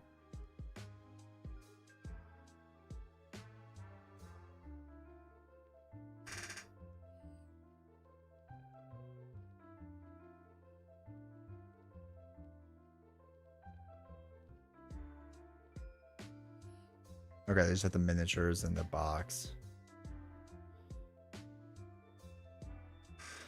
In the buy everything, you can buy the bank and use the bank to pay for stuff. So it's like Patty's dollars, where they just recycle. If anyone gets that reference. But yeah, so I bought Tanglewoods. I'm excited for whenever that ships out. And I was gonna get the chef class, but I just didn't. I don't know. All right, I played Keel missions like 8 times in the first one, but I like how the faction works. Yeah, the factions are super unique, and they're super cool in the way that they work. The solo stuff I just have a hard time with because I just don't have the space for it. I feel like if I had a larger table, it would work out better for me. D20 is giving up on the Elder Scrolls. Sad. I just don't play it enough. I'm not giving up on it. I'm just, you know, not playing.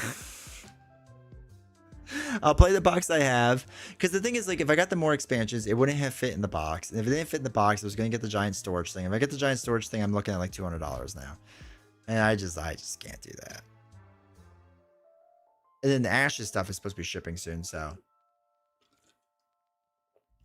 I have that coming. I need to focus on more Ashes constantly. Whatever I do, more Ashes Reborn. And we'll do more of that on stream soon too. All right, chat. I think I'm gonna get out of here. So yeah, so I appreciate everyone. Appreciate the support tonight and whatnot. I started by games I don't have time to play. I know. I sold a couple games this year. I think 2026 I'm gonna like really go hard and try to save all my boxes and just sell everything. And by everything I mean like I want to sell like 50 games and just get rid of it, and maybe use the money to then buy a Switch too. But there's just so many games I just don't play anymore. That's just not worth it. 20 strong, Dragons, and Cloudspire within a few months. And Burncycle too, I think, right? I know you recommended Elder Scrolls, but on a budget, would Too Many Bones be worth it?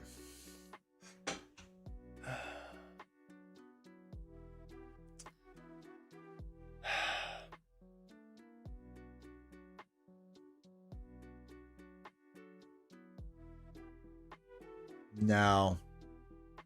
Oh God, it's so weird because the problem is, okay, I played a lot of Too Many Bones. I've played hundreds of games of it, and there is a way to game the system so that you win almost every time. And the new expansions, I haven't even played the newest expansions from all the extra 40 days stuff. There's a way to game the system. I'll just say that. And once you see it, it's hard to unsee it. And I think the new stuff that came with it, like, kind of helped it a bit. Hold on, let me look it up. So what was the new one? Unbreakable, right?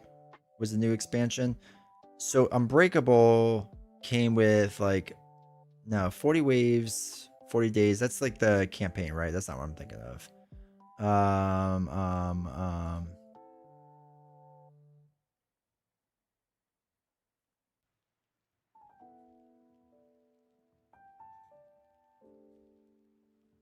What am I thinking of? Do they not? Is it 40 waves in 40 days? That isn't the expansion. No, that's not the expansion. I'm sorry. I'm being silly. What's the campaign box? Oh, Age of Tyranny. Okay, that's the campaign. Thank you. So yeah, so 40 caves and 40 waves. allegedly helps fix a lot of it and 40 days helps a bit. But yeah, it's a really good experience. It's really, really fun game. If you like throwing dice and don't mind chance and whatnot, it's really fun and enjoyable. I just think Elder Scrolls is better. So it's hard. I mean, $150 versus, hold on, it's 150 for this. Undertow is hard to recommend for 100. Yeah, that's hard.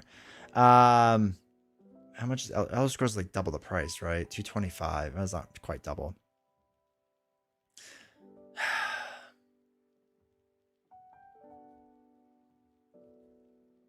It's tough. I don't know. I know they're doing a sales special with Too Many Bones that if you buy the core box, you get other stuff, right? So you would get a free copy of 40 Days. Which isn't bad. The free brass mags, I mean, I'll never get those.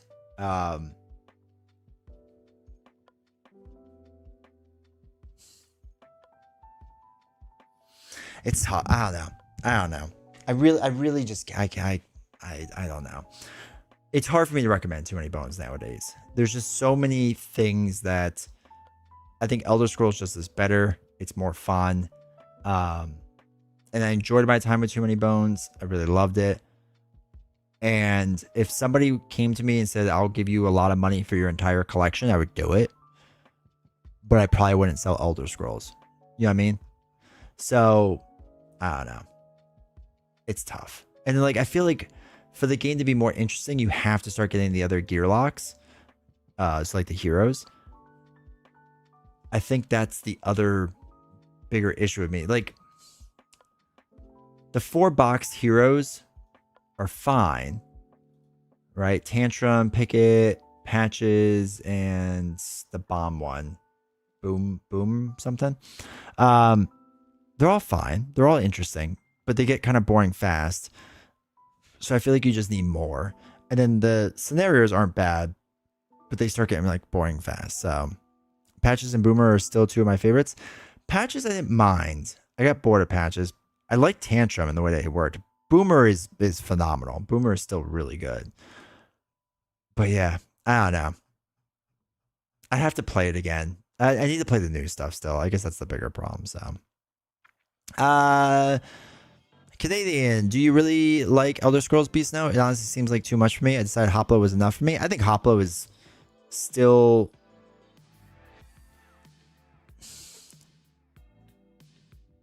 If I was to look at everything and like do it all again, I'd probably obviously get 20 Strong. I think 20 Strong is their best game that they have. And if I just got Hoplo and nothing else, I think I've been okay with that. We'll see how Dragons is because it's cheap, but yeah. Too Many Bones core box is an excellent experience, but 4 days gives more mission variety. Yeah. The campaign is Tyranny. Yeah. All right, Link, have fun watching Stranger Things. Good game tonight. Appreciate it, Sean. Hopefully you're doing well. Final Girl has a cover for chucking dice. Yeah. Also, if you really like it, if you want a really hard dice chucking game, and I mean a really hard dice chucking game, look at Hostage Negotiator, especially if it's on sale. Because I think you get 20% off now of everything. And I'm a big believer in this game. So the Ultimate box has a lot of the stuff. No, I think it has all the stuff. Has almost all the stuff, it looks like. This is phenomenal. Like, this is a phenomenal game. It really is. It's just incredibly hard. Like, incredibly hard. But I love it. You have to play the career mode, though. It's the best way to play the game. Biso says, love it. If you have one more person to play with, I'd say it's top 5 games. Solo is fun, but 2 players is incredible. Biso, D20, have you won a game of Tanglewood yet? I have. Barely, but I won. Let's see. Elder Scrolls doesn't seem tight enough for me, even by CTG standards. It seems really bloated, but not necessarily in a good way because it seems repetitive. Mind you, Victorium does eventually get samey as well. That's fair. I have heard that the game is much better at 2 players. Yeah, and like I've played Elder Scrolls a couple times now, and like I've enjoyed it, but I don't know if it's one of those things that like over time, same with Too Many Bones, it'll be like that where it's just like I'm not interested in playing this anymore. And again, I don't know. I love Chip Theory games production stuff. I think it's good. I think ES would be too much of 3-4 players. That would take a whole weekend. I feel like their games never scale well to 3 to 4 players. It was the same with Too Many Bones. Too Many Bones at 3-4 players. I played a 4-game Too Many Bones game by myself. I think way back in the beginning of this channel, and it was a terrible experience. It took way too long.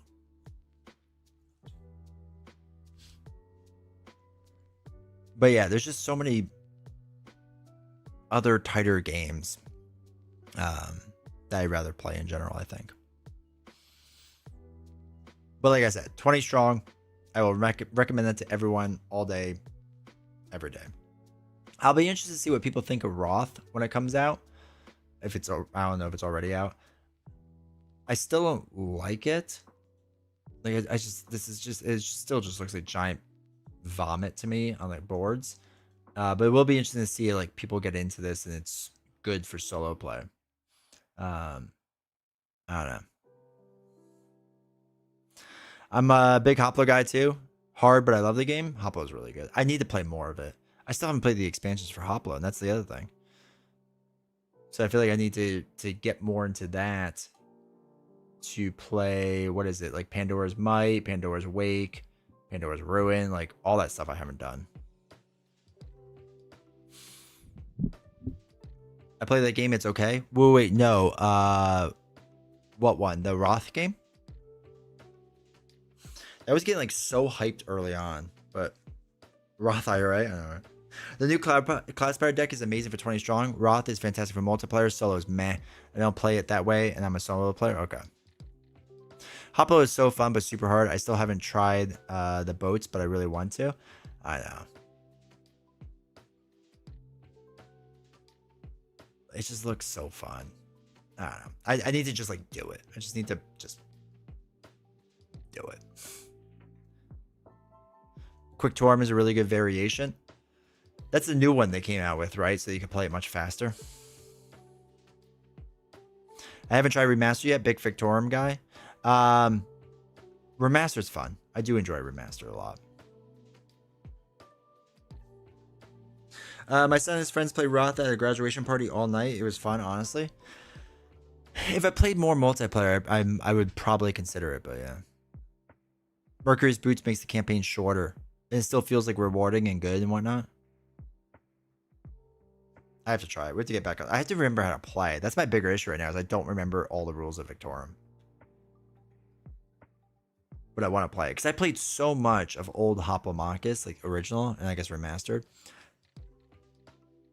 That, like, I know that game inside out. But I feel like Victorum, there was just so many extra things they did with the cards and whatnot. That was just, like, so fiddly sometimes with that stuff. That I felt like I couldn't. I just wanted to fight things, but I had to like do all these other things all the time. Or I had to do like special quests a certain way or whatnot. And I get they were trying to change up the game so you weren't doing the same thing over and over, so I get it. But man, it just felt like I couldn't remember how to do half the things.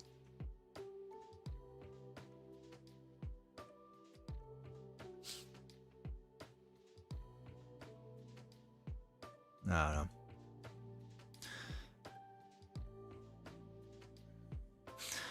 I think so. I think you'll like it a lot more because I know you felt like the campaigns were too long. Quick Torm does a good job of making you stronger off the bat, but it does have downsides too. Okay.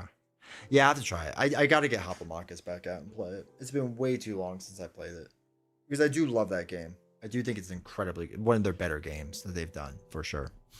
There's just so many games I got to play, right? We'll get there. We'll get there. All right, chat. For real. I'm out now. All my American friends, happy Thanksgiving. Happy Black Friday. Hopefully you get lots of stuff that you wanted or maybe not. So I won't be live Friday night because we'll be getting home late. But we'll be back on Monday, probably doing Marvel Champions. And I'm hoping now Wednesday we can pick up Arkham and do a scenario pack from Arkham because I haven't done the midnight gala yet, dance thing, whatever it was, like the last scenario, not the most recent scenario pack, but the one before that. I haven't done that yet, so I want to do that. So I want to do that, and then maybe the following week do the other one, Film Fatale, and do that too. So I think we'll do that for like 2 weeks in a row and whatnot, and see how that goes. So good night. Okay, fine. I'm going back to start to see what the games are on sale to buy, so I have time to play. Take care, man. Take care, LW. Speaking of Black Friday, Arkham Drown City Investigators is on Amazon. Discount. It's a good call. If you need Arkham Drown City, go get it. Happy to, yeah, if you want to hop on Discord and want to talk more about the stuff, feel free to. All right, everyone. Have a good one. Happy Thanksgiving. Take care. And I will see you all on Monday. Take care.